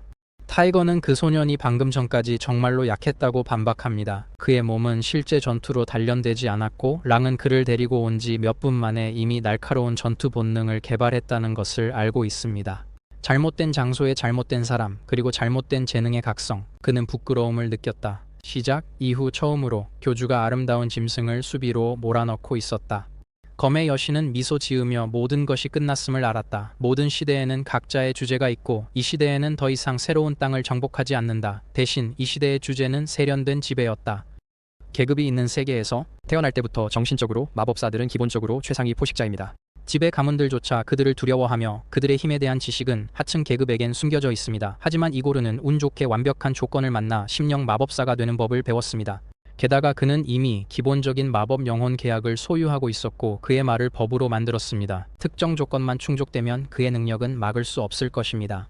그는 규칙이 있는 곳이면 어디서든 왕이 될 겁니다. 감옥도 예외가 아니죠. 이 힘으로 그는 주변 모두를 지배했습니다. 심지어 그와의 죽음의 대결에서 패배한 후에도 그들은 점수가 바닥날 때까지 또 다른 싸움을 받아들일 겁니다.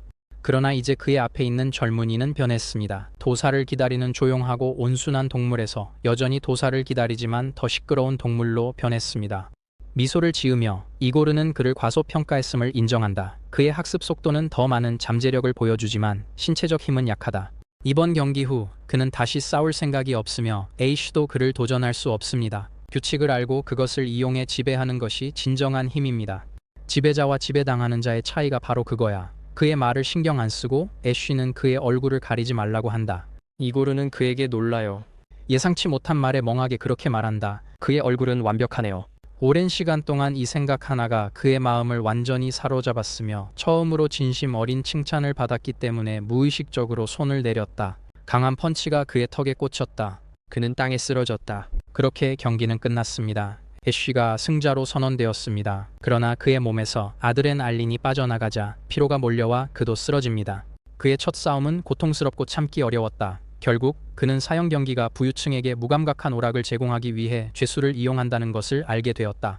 그들은 모두 판결이나 사투로 인해 갇혀 죽음을 맞이할 운명입니다. 그의 이성적인 자아가 갑자기 나타나 법을 어긴 사람들에게는 당연한 일이라고 말합니다. 그가 그곳에 없었다면 아마도 그 시스템에 박수를 보냈을 것이다. 자신과 대화하며 그는 몸의 고통이 사라졌음을 깨닫는다. 그때 갑자기 목소리가 들려 저녁 식사 시간에 맞추라고 해요. 그가 깨어나고 회복되었다면요. 애쉬는 눈을 뜨고 그 앞에 있는 사람이 흑사병 의사의 복장을 입고 있는 것을 보고 놀라서 눈이 커져요. 의사는 그를 염려해요. 반응은 있었지만 그들이 자신을 잘 치료해줬다고 믿었다. 그들이 정말 단순한 치료사라는 걸 확인한 후에 치유자 소녀는 플라스틱을 원해요. 잘생겨지기 위한 수술이라니 그저 친근하고 무의미한 대화였어요. 그러나 놀랍게도 의사는 흥분한 상태로 그의 욕망을 위한 다양한 옵션을 제시합니다. 열정적인 반응에 겁먹은 애쉬는 돈이 없다고 거절하지만 그들은 그의 돈이 아니라 그를 원한다고 말합니다. 어색한 침묵이 흐릅니다. 고백 때문에 그는 장단을 맞추며 아직 서로 잘 모른다고 말합니다. 가면을 쓴 사람이 소년의 몸을 수술하기 위해 원한다고 설명합니다. 사실 그들은 돈도 낼 생각이에요. 수술 권리 때문에 그들은 그를 설득하려 해요. 그는 정말 운이 좋아요. 뛰어난 자격을 가진 누군가가 그에게 무료로 일해주고 있어요. 하지만 그는 대부분의 무료 서비스가 나중에 큰 대가를 치를 수 있다는 걸 알아요. 결국 이는 의사가 수술에 약간의 위험이 따른다는 걸 인정하게 만듭니다. 순진한 사람에게는 무해해 보일 수 있지만 에이쉬는 그런 표현의 위험을 잘 알아요. 그래서 그는 치유색의 위험을 자세히 설명해 달라고 요청합니다. 그곳의 약물은 영혼에서 나왔고 신체에 수분이 있으면 거의 모든 게 가능합니다. 치료에 자주 사용됩니다. 수치료법이지만 많은 점이 있습니다. 결점, 오류, 재성장 등을 포함합니다. 그래도 영혼은 연습으로 진화하고 시간이 지나면 더 효율적이 됩니다. 감옥은 의사로 발전하기 좋은 장소이며 매일 죽음에 가까운 죄수들이 있습니다. 다시 말해 죄수들은 이번에는 치유사를 훈련시키기 위한 자원으로 사용됩니다. 그렇다고 해도 치료 자체는 기여 포인트가 들지 않으므로 최대한 착취적이지는 않습니다. 애쉬는 치유사가 너무 불길한 옷을 입었다고 꾸짖어요. 사실 그것은 보호장치입니다. 그것은 충격받은 환자들이 실수로 의사를 공격하지 않게 막습니다. 환자와 의사의 관계를 개선하려는 것이지만 그 조치는 수술이 잘못될 가능성을 암시합니다. 화난 젊은 남자는 의사를 꾸짖고 고통스러운 비난을 합니다. 그들은 그 말에 상처를 받았지만 조심스럽게 자신의 잘못이 아니라고 설명합니다. 그들이 입장을 설명하려 애쓰며 울었어요. 애쉬는 그들의 가장 큰 결점을 아는지 물어요. 그건 방식 때문이에요. 말이 강력하거나 단호하거나 자신감 있지 않아요. 그들이 불안하게 들리면 환자가 느끼는 부작용은 모두 그들에게 돌아올 거예요. 그는 의사에게 더 자신감 있게 말하라고 열정적으로 말해요. 사람을 치유할 수 없는 경우에도 그것은 첫 단계일 뿐이며 자신을 돌보지 않는 환자들을 지적해야 해요. 아무도 완벽하지 않으니 환자를 비판할 나쁜 점을 반드시 찾게 될 거예요. 이 두 가지가 이루어지면 권위를 세울 수 있고 치료를 특권으로 제시할 수 있습니다. 이 이상은 그의 오랜 경험에 기반한 것입니다. 앞으로 나아가기 위해서는 한 가지 일만 해야 해요. 어떤 수술을 하든 의사는 이미 했다고 주장해야 해요. 최선을 다했어요. 격려를 받아 그들은 이 아이디어를 외치고 반복합니다. 애쉬는 그들이 나머지를 스스로 익힐 것이라 확신하며 만족합니다. 이는 기업에서는 좋지 않은 기술이지만 그의 치유사 경력에는 도움이 될 수 있습니다. 그때 의사가 정말 성형수술을 원하지 않는지 물으며 그런 얼굴로 다니는 게 무례하다고 했습니다. 에이쉬는 학생이 이미 수업을 적용하고 있어 자랑스러워해야 할지 확신이 안 섰습니다. 그는 고개를 돌리며 미소 짓고 자신의 얼굴이 가면 쓴 사람들보다 나쁘지 않다고 주장합니다. 그들은 화가 나서 자신들이 못생기지 않았다고 주장하며 외모에 대한 호기심을 자아냅니다. 잠시 그들이 마스크를 벗을 것 같았지만 갑자기 애쉬에게 222번 태그를 주었습니다. 그는 항상 그것을 지니고 있어야 모두가 그의 의사를 알 수 있다고 했습니다. 이로 인해 젊은 남자는 의사가 누구인지 궁금해하지만 그들은 질문을 피하고 태그를 항상 지참하라고만 합니다. 이에 따라 환자는 밀려나가며 식당이 닫기 전에 저녁을 먹으라는 말을 듣습니다. 완전히 걸어나가기 전에 애쉬는 돌아서서 다음에 올 때 사과를 잘라달라고 치유색에 부탁합니다. 그들은 함께 식사하기로 한다. 곧 함께 식사를 하게 될 거예요. 사실 이것은 사소한 부탁을 통해 다른 사람들과 가까워지기 위한 속임수입니다. 그는 이전 생에서 이를 통해 추가 보너스와 상을 받았습니다. 다른 의사가 커튼 뒤에서 나타나 220에게 왜 아직 거기 있는지 물었어요. 선배는 상황을 대략 파악하고 부하 직원이 환자와 대화했는지 물었어요. 규칙에 어긋납니다. 인권협회는 그들의 활동에 대해 절대 알아서는 안 됩니다. 이로 인해 222는 상사가 없으면 그곳에 있을 수 없다는 것을 상기하며 도망칩니다. 이는 선배가 권위를 세우고 그들을 제자리에 두려는 것처럼 보입니다. 네, 그들이 거기 있네요. 인맥, 그 점은 항상 비판받을 수 있습니다. 그들은 갑자기 다른 사람들보다 회복이 빠른 애쉬를 떠올립니다. 그들은 그 생각에 들떠 있다. 그가 곧 다시 맞을 것 같아요. 그렇게 많은 고생을 한 후에 애쉬는 더 안전한 곳에 있을 것이라고 생각했지만 아무것도 변한 것이 없는 것 같아요. 그는 경기에서 45점을 얻었지만 여전히 며칠 후에 심판을 받아야 해요. 점수와 상관없이 모든 수감자는 첫 심판에 가야 해요. 솔직히 생존 가능성은 높지 않아요. 그렇게 나쁘지만 리더로서 기둥 교단의 일원으로서 그는 행사 중 주요 목표가 될 거예요. 젊은 남자가 쉽게 목숨을 포기할 생각이 없기에 랭은 누군가가 그와 싸우고 싶어 한다고 말하며 그가 도전을 받아들일지 물어요. 그가 식당에서 소년을 기다린 진짜 이유입니다. 상대는 36점을 걸 예정이고 그런 사람들이 신입생과 맞서는 건 드문 일이에요. 그의 이름은 바르카스지만 그는 그를 들어본 적이 없었다. 그때 랭이 이름을 말했다. 사일런트 애쉬는 혼란스러워하며 고개를 갸웃거렸고 베테랑은 그의 반응을 관찰했다. 그는 그냥 아는 사람을 떠올렸다고 대수롭지 않게 넘긴다. 그들은 그의 세적의 무기에 대해 이야기하는데 평범한 검이다. 칼에 대한 언급이 나오자 그는 검의 여인을 바라보지만 시선은 정확하지 않다. 그녀는 그가 몰래 보는 것을 알아차리고 생각을 말하라고 한다. 애쉬는 그녀가 자신을 만질 수 있는 것처럼 자신도 그녀를 만질 수 있을지 궁금하다. 그녀는 장난칠 인내심이 없어 그의 다음 말을 유도한다. 그는 랭에게 바르카스에게 목을 깨끗이 하고 내일 기다리라고 전하라고 합니다. 이렇게 두 죄수는 헤어지고 랭은 그의 남자친구에게 갑니다. 그가 실제로 걷는 게 이상하다. 데스매치 경기장은 커플의 방이 아니에요. 소드메이드는 그의 주의를 돌리며 방으로 가라고 손짓해요. 결국 그들은 그가 몰랐던 세계를 탐험하느라 바쁠 거예요. 그녀의 암시에 기분이 상했지만 그는 얼굴을 붉히며 기쁘게 그녀에게 달려갔다. 한편 데스매치 경기장에서는 끔찍한 장면이 벌어지고 있었다. 랭은 애쉬가 이름 때문이 아니라 검싸움을 원해서 도전했다고 말해요. 바르카스는 곧 보답하겠다고 약속하지만 대머리 죄수는 소년에게 갑자기 관심을 갖게 된 이유와 실렌이 누구인지 설명하며 지금 보답할 수 있다고 말합니다. 그 남자는 말하는 걸 꺼리지 않지만 지식의 무게를 견뎌야 한다고 한다. 랭은 죽은 전사를 계속 찢으며 큰 인물들이 살을 먹는 것에서 멀리 있는 게 낫다고 말한다. 그는 애쉬가 컬트 리더보다는 순진한 소년 같다고 말합니다. 바르카스는 감옥에 들어온 사람은 순진과 거리가 멀다고 합니다. 어두운 복도에서 바르카스는 애쉬가 이미 그의 데스매치 도전을 수락했다고 말합니다. 경비원은 그에게 소년을 두 날개를 가진 치유자가 구할 수 없을 정도로 파괴하라고 상기시킵니다. 내일 엘프 죄수는 감옥의 소나귀에서 벗어날 것입니다. 하지만 그는 자신이 돌보고 있는 아이와 함께 도시에 머물 수 없다고 합니다. 사이렌트는 그 남자와 같은 공기를 마시고 싶지 않다고 말했습니다. 경비원이 대할 때 그는 앞으로 밀립니다. 그를 다시 범죄자처럼 대합니다. 엘프 사형수는 오만함에 집착하고 귀족처럼 행동한다고 꾸짖음을 받습니다. 한편 애쉬는 이 사실을 전혀 알지 못하고 검의 여제와 이야기를 나누고 있었습니다. 그녀는 일요일에 두 가지 소식을 전했습니다. 좋은 소식은 평생 정부가 제공하는 주택이 있다는 것이고 나쁜 소식은 언제든 그의 목이 잘릴 수 있다는 것입니다. 타이거처럼 강한 사람도 목에 있는 칩 때문에 무력합니다. 그가 감옥에서 탈출하더라도 칩이 그를 잡아 원하는 대로 조종할 수 있습니다. 불행히도 그것은 이미 그의 골수와 융합되어 도려낼 수 없습니다. 그런 상황에서 그는 마법으로 제거할 방법이 있는지 궁금해합니다.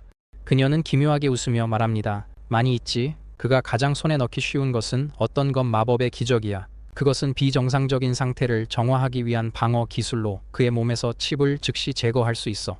기적을 발휘하기 위해서는 먼저 마법 영혼이 필요하며 이를 얻는 방법은 네 가지가 있습니다. 하나는 자연스럽게 신비한 세계와 공명하는 것이지만 칩이 그를 방해할 것입니다. 두 번째는 다른 사람과 거래하는 것이지만 그는 다른 사람에게 줄 게 없어요. 세 번째 방법은 소유자를 죽이고 영혼을 빼앗는 것이지만 그건 선택할 수 없어요. 마지막으로 그의 유일한 선택은 신비한 세계에서 야생 영혼을 직접 사냥하는 것입니다. 그곳에 들어가는 방법은 마귀 영혼을 자극해 그의 의식을 미끄러지듯 접속하는 것입니다. 즉, 그 영역에 들어가려면 영혼이 필요하지만 그는 영혼이 없어 그곳에 가려는 것입니다. 마치 신입 졸업생이 모든 초급 직업에 3년 경력이 필요하다는 걸 깨닫는 것과 같아요. 그가 절망하려 할 때 스워드 마이덴이 이 방법에 자신의 영혼을 쓸 필요 없다고 말해요. 그는 희망에 차서 돌아서고 그녀는 이미 검의 영혼을 가지고 있어 영역에 들어갈 수 있다고 상기시킵니다. 그들이 매뉴얼로 연결되었기에 그녀는 그를 문제없이 데리고 갈 수 있습니다. 당황한 그는 급히 매뉴얼을 봅니다. 그런 기능이 있네요. 놀랍게도 정말로 추가 기능 모듈이 있었습니다. 그는 적절한 상자를 클릭하고 준비가 되었음을 확인합니다. 잠시 동안 아무 일도 일어나지 않다가 그는 소드 메이든이 앉아 있는 것을 알아차립니다. 그는 미소를 지으며 그녀에게 빨리 받아들이라고 말합니다. 그녀는 준비하러 가요. 그가 더 기다리는 동안 검의 여신은 그녀가 준비할 것을 이해 못할 거라 조롱해요. 그러고 나서 그녀는 사라지고 그를 방에 혼자 남겨둡니다. 애쉬는 털썩 주저앉아요. 침대에 누워 그는 지친 하루에 완전히 지쳐 있었다. 한편 감옥과는 3시간 시차가 있는 스텔라리스에는 여학생 기숙사가 있었다. 소냐는 잉그리드와 함께 훈련을 막 마치고 돌아오는 길이었다.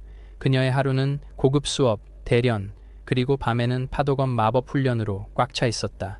그녀는 곧 4개의 날개를 얻을 검성, 텔로 교수에게 개인 훈련을 받고 있어요. 그녀는 잉그리드에게도 추천하려 하지만 잉그리드는 자신의 성과를 스스로 이루고 싶어 해요. 그래도 소냐가 아니었다면 펠릭스의 도전을 거절 못했을 거예요. 교수님은 그녀를 진리대학교 대회에 등록했고 그들의 시설도 쓸 예정입니다. 이 소식은 아델의 관심을 끌었고 그녀는 멋진 학생들을 소개해달라고 요청해요. 그동안 조용했던 로이스를 부르며 소냐는 룸메이트들을 절대 잊지 않을 거라고 말해요. 계속된 조롱에 소녀는 떨었다. 그녀는 책을 잡아요. 그녀가 한계에 다다라 폭발할 것처럼 보이는 것이 분명했습니다. 곧 그들의 놀라움 속에서 그녀는 진정하고 평정을 되찾습니다. 잠시 후 반응에 불만을 느낀 검의 여인은 중재실로 향하기 위해 떠납니다. 그녀의 룸메이트들은 남겨지고 아델은 걱정스러운 눈빛으로 로이스를 바라봅니다. 그녀는 거만한 시골뜨기를 맞춰줄 필요가 없다고 위로하려고 합니다.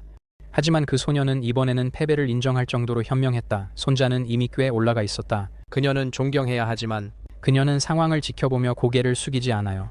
졸업 후 당장 어떻게 해야 할지 몰라 걱정스러운 표정으로 아델은 물러서지만 친구에게 약간의 공간을 주기로 결심해요. 한편 소니아는 신비로운 영역을 탐구하는 학생들을 위한 특별 중재홀에 도착했어요. 그녀의 신원과 접근 권한이 확인되자 벽으로 직접 걸어가라는 지시를 받았어요. 그녀는 지시대로 문제없이 통과합니다. 건물 안에서는 기적이 내부의 모든 이들의 생각을 가속화합니다. 관찰자는 사실 이 모든 시간 동안 그녀와 함께 있었습니다. 그가 밤늦게까지 그녀와 함께 있으면서 초과 근무 수당을 청구하려 해요. 하지만 그녀에게 돈이 없어서 그는 그녀를 자신의 직원으로 만들어 대가를 치르게 합니다. 그녀는 아직 아카데미를 졸업하지 않아 인턴으로 급여를 받지 못합니다. 하지만 그는 더 많은 것을 얻기 위해 그녀를 훈련시키는 데 많은 노력을 기울인 게 분명합니다. 갑자기 진지하게 그는 그녀에게 살아남기만 하면 된다고 말해요. 그는 농담으로 웃어넘긴다. 그는 혼자 신비로운 영역에 들어갈 만큼 강하지 않다고 인정해요. 그래서 그는 그녀가 함께 나아가길 원해요. 소니아는 잠긴 문을 지나 별이 빛나는 밤하늘 아래 고요한 평원에 서 있어요. 풀밭에 앉아 그녀는 검의 정령을 소환하고 눈을 감습니다. 이 유대감 덕분에 문이 열리고 그녀는 즉시 신비로운 세계로 빠져듭니다. 그녀는 손을 뻗어 부른다. 관찰자는 걱정하지만 결국 그녀와 함께 있다고 안심시킨다. 신성한 운명이 그들을 잇습니다. 그녀는 배 위에 있는 자신을 발견하고 관찰자를 보고 놀랍니다. 하지만 그도 그녀를 보고 놀랐어요. 두 사람은 처음으로 영혼의 영역에 들어가 지식의 바다 위에 떠 있습니다. 애쉬는 그 자체로 기뻤다. 소냐는 그의 캐릭터 옷을 입고 신비로운 영역에서 모두가 처음 들르는 곳이 그 물이라고 말했습니다. 하지만 그녀는 그 이유를 몰랐습니다. 배가 있었어요. 수업에서 사람들이 온다고 했어요. 이로 인해 외부의 도움은 전혀 없어야 한다는 뜻입니다. 그녀는 사람들이 물에 몸을 담그고 수영할 수밖에 없다는 이야기를 들었습니다. 애쉬는 그녀의 영혼이 둘로 나뉘었다고 자신 있게 설명합니다. 한쪽은 배, 다른 한쪽은 사람의 몸이라 했어요. 그는 그걸 어떻게 증명하냐고 물었어요. 그는 그녀에게 배에서 멀리 헤엄쳐 보라며 그녀가 묶여 있어 못할 거라 했어요. 그녀는 지시대로 하고 돌아와 그의 주장을 반박합니다. 관찰자의 실수는 그녀를 미소 짓게 하지만 그는 그녀의 젖은 몸을 쳐다보며 의도를 드러냅니다. 시험이라고 했지만 그 속임수는 그의 머리에 한 대 맞게 했다. 그는 배의 존재를 하찮게 여기지만 손자는 마법사들이 가장 흔히 죽는 방법이 익사라고 하며 큰 문제라고 말한다. 마법사의 성장에서 신비로운 영역은 핵심이며 많은 이들이 탐험하며 평생을 보냅니다. 하지만 이 노력은 탐욕스러운 영혼들을 불러일으킵니다. 바다에 삼켜지다. 그곳에서 죽으면 정신회복에 3일이 걸려요. 현실에서는 영혼이 심각한 상처를 입고 강할수록 피해가 더 커져요. 신입 마법사는 단 3일, 응급은 최소 15일, 금급은 몇 달이 필요합니다. 반면에 성역과 전설급 마법사는 몇 년이 걸립니다. 만약 영역을 탐험하지 못한다면 그들의 성장은 90% 감소합니다. 접근 방식은 다양합니다. 어떤 사람은 보수적으로 꾸준히 성장하고 반면 모든 걸 걸고 최고가 되려는 사람도 있습니다. 물론 패배하면 영구적인 잔해가 될 것입니다. 이로 인해 배를 소유하는 것이 마치 치트키와 같다는 것이 명백해집니다. 아이디어가 떠오릅니다. 그는 그게 마법사 매뉴얼과 관련 있는지 궁금해요. 다른 모든 건 꺼졌지만 그렇게 보여요. 그는 배를 몰 수 있어요. 창문이 친절하게 초보자 튜토리얼을 제공합니다.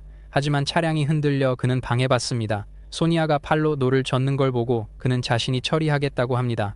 그녀는 그가 그 영역을 잘 알 거라고는 예상 못하고 놀랍니다. 관찰자가 시간을 달라고 요청합니다. 튜토리얼을 읽으려 그녀는 한숨 쉰다. 실망하며 농담이라 생각했어요. 결국 텔로조차도 그에 대한 탐험 가이드는 없었죠. 아케인에서는 그들 모두 무지하며 지식을 찾고 있어요.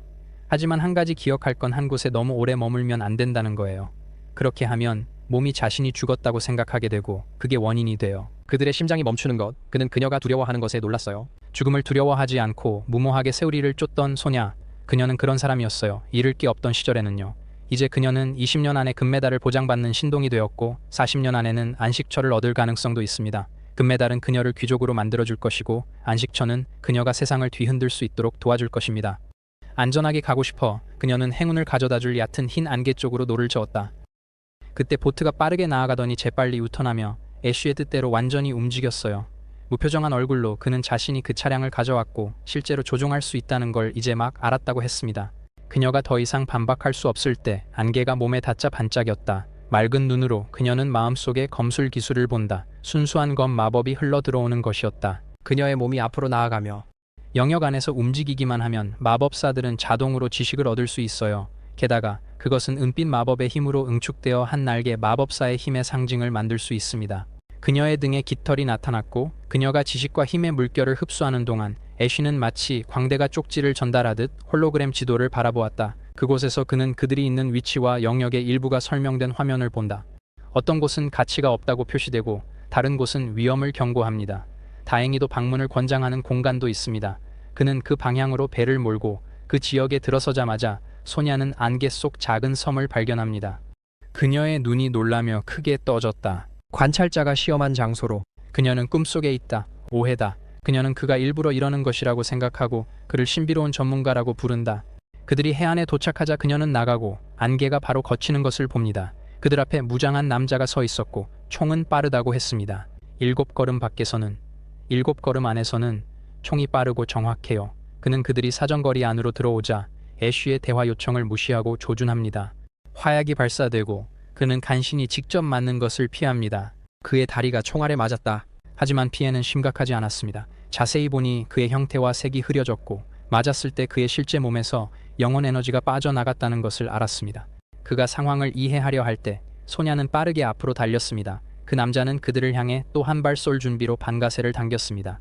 결연한 외침과 함께 검의 여전사는 파도검 마법의 정령을 소환하고 칼을 내리쳤습니다. 검격이 총알을 잘라내고 적의 균형을 무너뜨립니다. 그가 회복하기 전 애쉬가 뒤따라 그의 몸을 붙잡아 움직임을 제압합니다. 이로써 그녀는 앞으로 달렸어요. 그녀는 그의 영혼의 머리를 칼로 찔렀다. 총잡이는 영이 속으로 사라졌고 두 사람은 예상치 못한 전투에서 이기며 안도의 한숨을 쉬었다. 그들은 논쟁을 시작하려 했지만 적이 있던 자리에서 무언가 나타나는 것을 보았다. 그는 혼란스러워하지만 소니아는 즉시 그것이 뭔지 알아차려요. 그것은 영역 내 유산섬이고 그 책은 총마법사의 마법서예요. 그는 또 다른 마법서를 이렇게 쉽게 찾을 줄 몰랐기에 충격을 받아요. 다양한 생물들은 작고 빠르며 민첩합니다. 소년의 화살이 모두 명중했다. 사냥에 성공한 후 아버지와 집으로 달리며 그는 기쁜 마음으로 전리품을 들고 있었어요.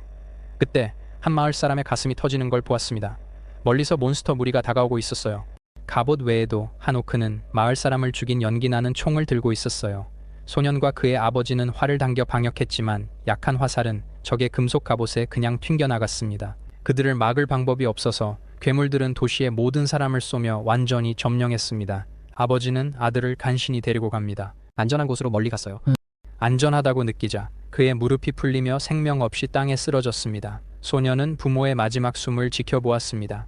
분노와 증오로 가득 차서 그는 떨어진 모자를 쓰고 눈물을 흘리며 목표를 기다렸습니다. 오크 총잡이가 키 큰 풀밭을 지나갔지만 화살에 맞아 곧 죽었습니다. 그의 머리를 뚫고 총에 맞았습니다. 소녀는 죽은 괴물의 총을 집어들고 복수를 시작했습니다. 처음에는 몇몇 방심한 적들이 죽었지만 그의 존재를 예상하게 되었을 때도 어리석은 괴물들은 훈련된 명사수에게 상대가 되지 않았습니다. 비록 그가 익숙하지 않은 무기를 사용하고 있었음에도 불구하고 말입니다.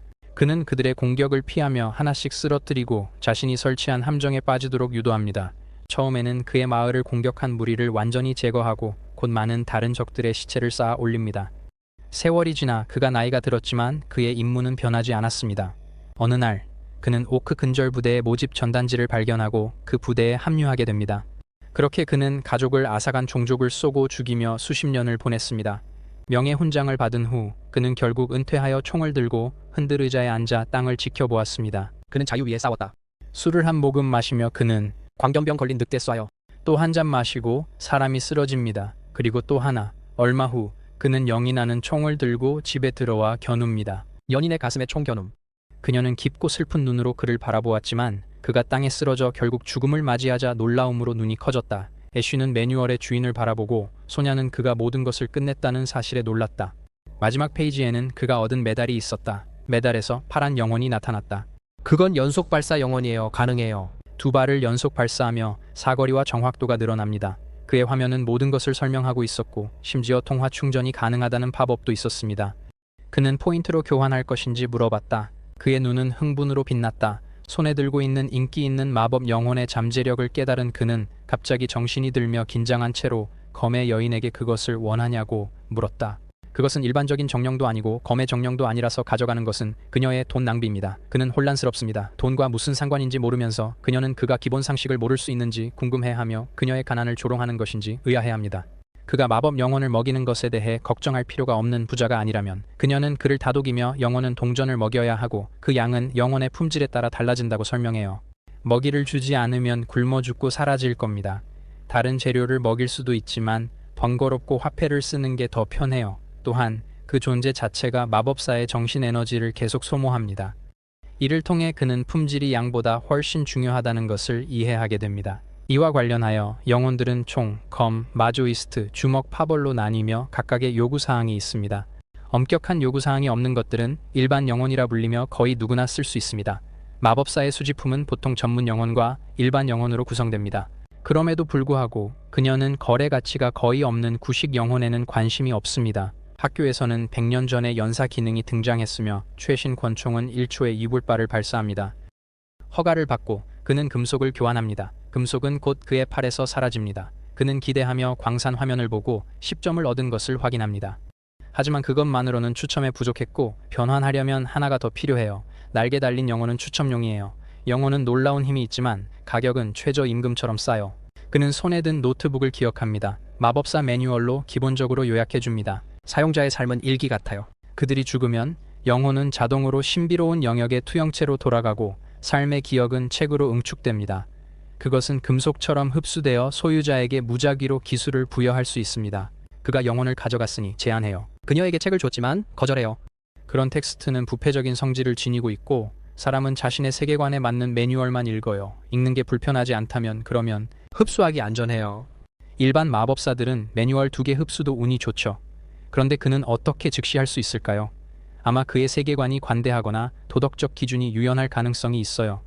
어쨌든 그는 책을 잘 흡수하고 카운터 리콘 숙련 기술을 얻어요. 그 순간 그들 발밑에 땅이 흔들렸어요. 유산의 섬은 마법사들에게 발견된 후 다른 많은 섬들처럼 바다로 가라앉았어요. 유산이 한번 가져가면 그 섬은 자연스럽게 바다 깊은 곳으로 돌아갑니다. 신비한 세계에서는 수많은 성우자들을 만나면서 어떤 일이든 일어날 수 있습니다. 그들의 흔적은 남아있을 것이고 수세기 후 다른 탐험가들이 그 도전에 맞설 거예요. 그녀는 그가 미래 세대에게 자랑스럽게 보여줄 삶을 살았는지 궁금해해요.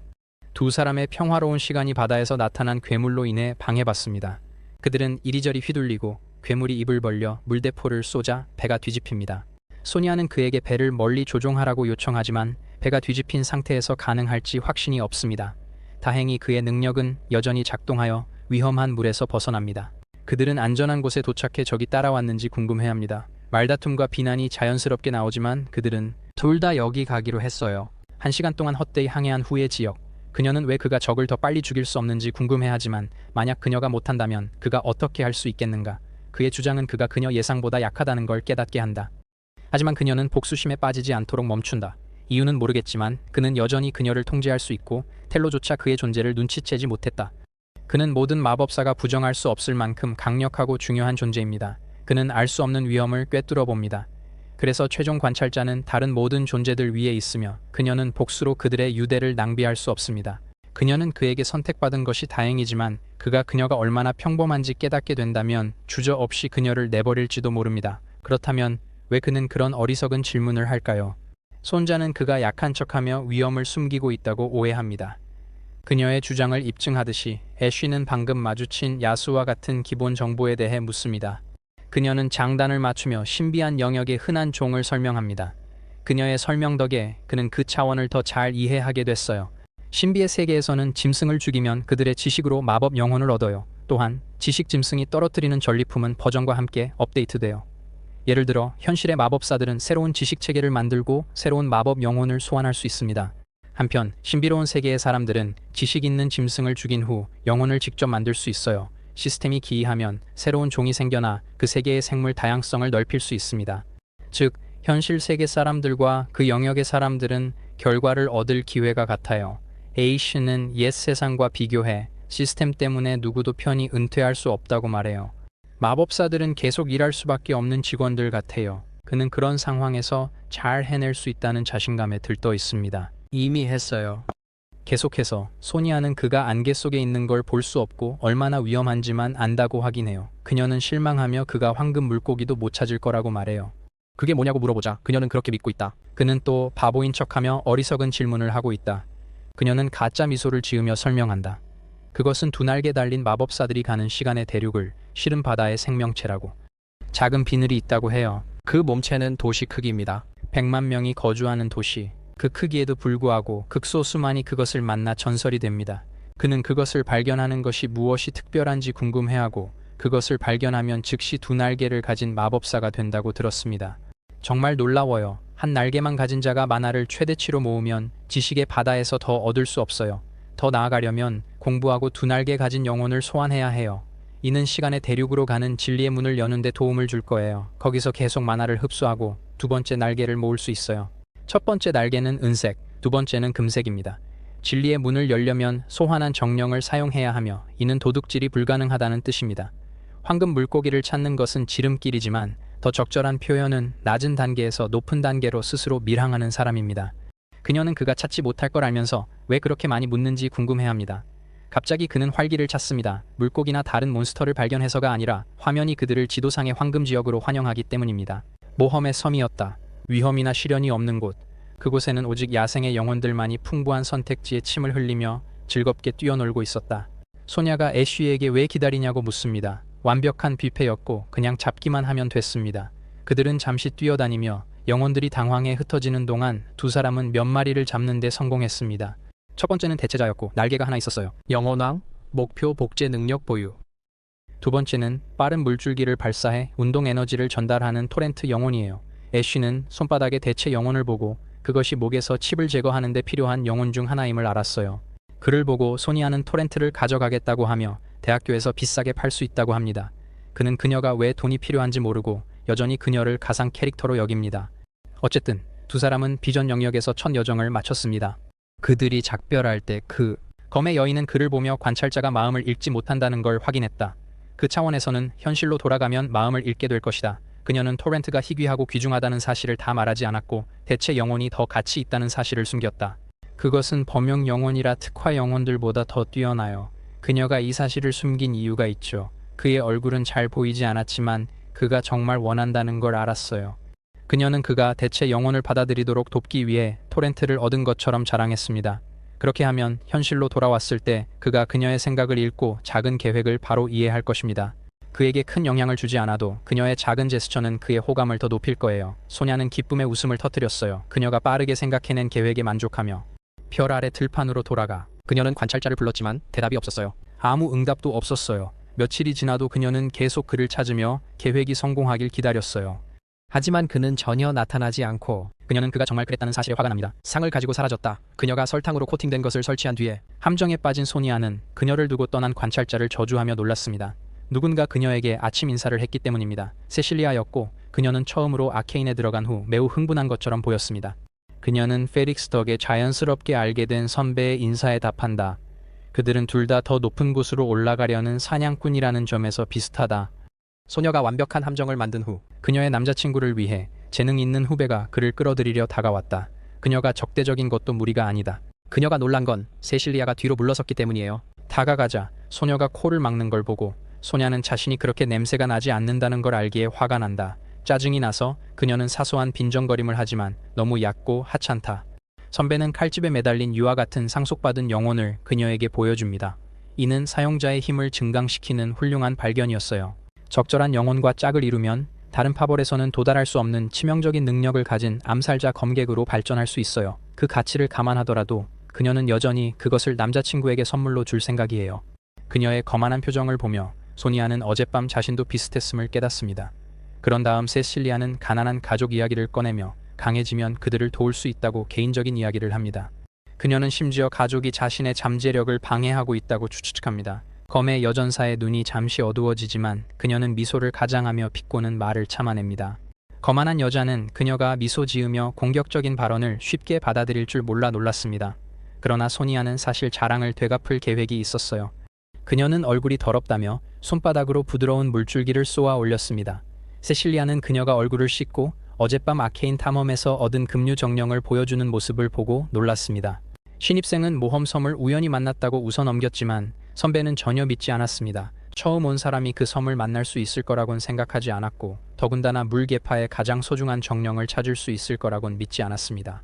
그녀가 그걸 샀다는 것도 불가능해요. 급류는 값을 매길 수 없고 거의 시장에 나오지 않으니까요. 그녀에게 그런 걸 줄 수 있는 사람은 단 한 명뿐이었어요. 선배는 불려와 미소 지으며 후배와 함께합니다. 그들은 학교로 가며 좋은 친구처럼 영혼에 대해 이야기합니다. 하지만 소니아는 세실리아가 펠릭스가 자발적으로 그녀에게 토렌트를 줬다고 생각하며 화가 나 있다는 것을 알고 있습니다.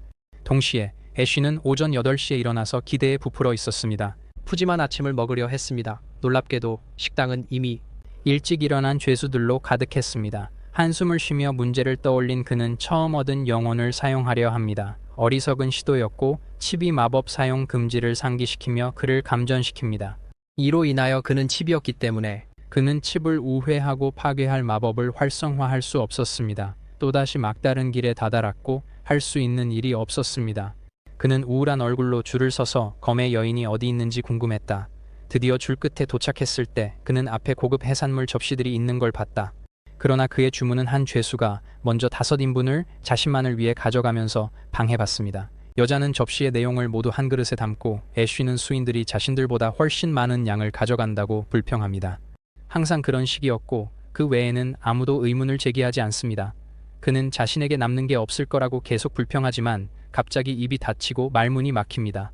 칩이 그가 인종차별적 발언을 하려고 했다고 말합니다. 그것은 감옥에서 금지되어 있습니다. 그는 테이블로 걸어가고 싶어 합니다. 소리내어 욕하고 싶지만 그의 말은 그의 목에 걸려 있고 손은 얼어붙고 떨린다. 그는 화가 났지만 말이 안 나온다. 저항하고 싶지만 몸이 말을 듣지 않는다. 이 문명화되고 강제된 평화의 장소에 비해 소위 야만적인 데스매치는 클럽이 더 귀여웠어. 경기장으로 서둘러 가자 그는 랭을 보았다. 그의 남자친구가 작아졌다는 것을 알아차렸지만 그는 관중석에 앉아 그곳이 더 편하다고 느꼈다. 그때 익숙한 목소리가 들렸다. 이고르가 나타나서 죽음의 대결을 도전하지 않을 거라고 안심시켰다. 자신이 이길지 확신할 수 없어서였다. 이 시점에서 애쉬는 그의 교활한 전략을 믿지 않는 게 좋다는 걸 알고 있었다. 그 교활한 남자는 가장 오래된 인간 상호작용을 제안합니다. 그때 최악의 타이밍에 짝짓기 중인 파리 2마리가 나타납니다.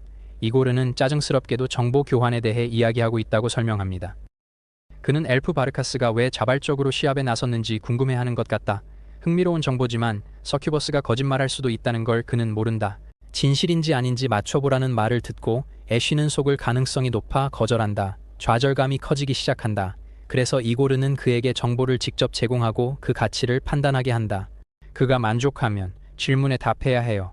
바르카스는 카이몬에서 연구학자로 일했어요. 엘프 정체성 때문에 5년 동안 감옥에 있었지만 심판의식에 참석한 적 없어요. 인종평등은 감옥의 핵심이어야 해요. 첫 번째 원칙이죠. 하지만 어떤 인종은 다른 인종보다 더 평등하다고 여겨지기도 해요. 그가 종교 지도자에게 도전한 이유를 이해하려면 먼저 그의 범죄를 알아야 해요. 그를 체포한 사람들을 정말 화나게 한 것은 무엇이었을까요? 아이를 몰래 키운 것이 체포 이유였다. 그들의 세계에 익숙하지 않은 아이. 애쉬는 왜 그게 허용되지 않는지 혼란스러워해요. 결국 아이들은 어떻게 크나요? 부모가 직접 키우지 않는다고요? 믿기 힘들다는 듯 이고르는 사회화된 양육이 양육권에서 이루어지는 것이 그들의 국가의 기초라고 상기시킵니다. 모든 사람이 국가에 의해 길러졌다는 걸 깨달은 외부인은 무언가 말하려다 멈춥니다. 부모가 없는 고아라고 말하고 싶지만 그 말이 나오지 않는다. 칩 때문이 아니라 그의 마음속 언어에는 아버지, 어머니, 부모라는 단어가 존재하지 않기 때문이다. 그는 어떤 세계에 들어온 걸까? 양육은 사회화되어 있고 칩과 넥스가 모든 사람을 통제한다. 이제 그는 바르카스와 그의 아이의 연결을 의심한다. 그 엘프는 거의 도전하지 않지만 그가 물리친 도전자들의 점수로 편안하게 살 수 있습니다. 이번에는 그가 스스로 나섰고 유일한 가능한 이유는 아이입니다. 그들을 연결하는 핵심 인물은 실렌입니다. 애쉬는 그 이름을 몇 번 들었지만 그가 누구인지, 왜 이고르가 갑자기 그의 뺨을 찌르는지 전혀 몰랐습니다.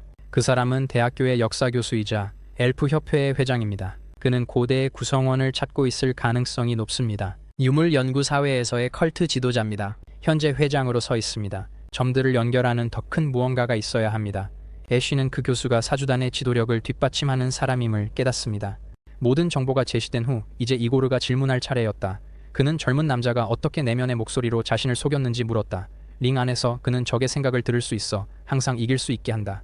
정확히 말하면 그는 강한 감정으로 그들의 영혼의 속삭임을 들을 수 있어요. 애쉬는 그 이야기를 처음 접했다. 그런 전술을 사용한다고 그를 속임수쟁이라고 불러요. 그럼에도 이고르는 어떻게 얼굴을 때릴 수 있었는지 궁금해합니다. 소녀는 그를 때리고 싶다는 것과 멋져 보인다는 생각이 모순되지 않는다고 무표정하게 말해요. 하지만 정말로 그를 때리고 싶었다면 그런 생각도 감지했어야 했죠.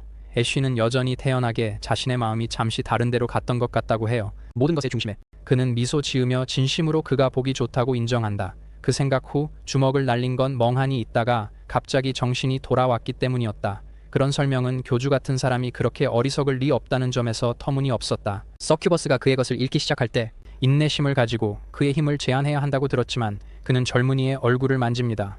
얼굴 온도 변화를 통해 누가 거짓말하는지 판단할 수 있습니다. 그가 뭐라 하든 이고르는 해야 해요. 그가 거짓말하는지 알아야 해요. 그래서 애쉬는 그가 거짓말 중이라고 해요. 이 말은 인간 거짓말 탐지기를 혼란스럽게 하고 오작동하게 해요. 끝없는 역설에 직면하는 건 종종 면접에서 발견돼요. 그때 그는 엘프 군주에 대해 사람들이 이야기하는 걸 들어요. 몇몇 오크가 바르카즈에게 다가와 낮은 종족임에도 비꼬듯이 그의 하인이 되겠다고 제안해요. 바로 그때 엘프는 그들의 걱정에 고개 숙여 감사를 표했습니다. 하지만 그는 가만히 당할 사람이 아니어서 그들에게 비꼬아 응수했습니다. 이는 오크들에게 강한 반응을 일으키지만 그들은 그를 모욕하지 못합니다. 칩이 적대적인 말을 감지해 그들의 입을 막기 때문입니다. 시스템을 교묘히 피하고 온순한 모욕을 사용하는 데 영리한 바르카스는 한 명씩 자극하여 그들의 입을 막습니다. 모두 조용해졌어요. 애쉬는 지켜보았다. 엘프가 어리석은 죄수들을 능가하며 독설로 전쟁을 지배하는 모습에 감명을 받았다. 한 오크가 어리석음을 이기지 못하고 그를 발로 차려 했다.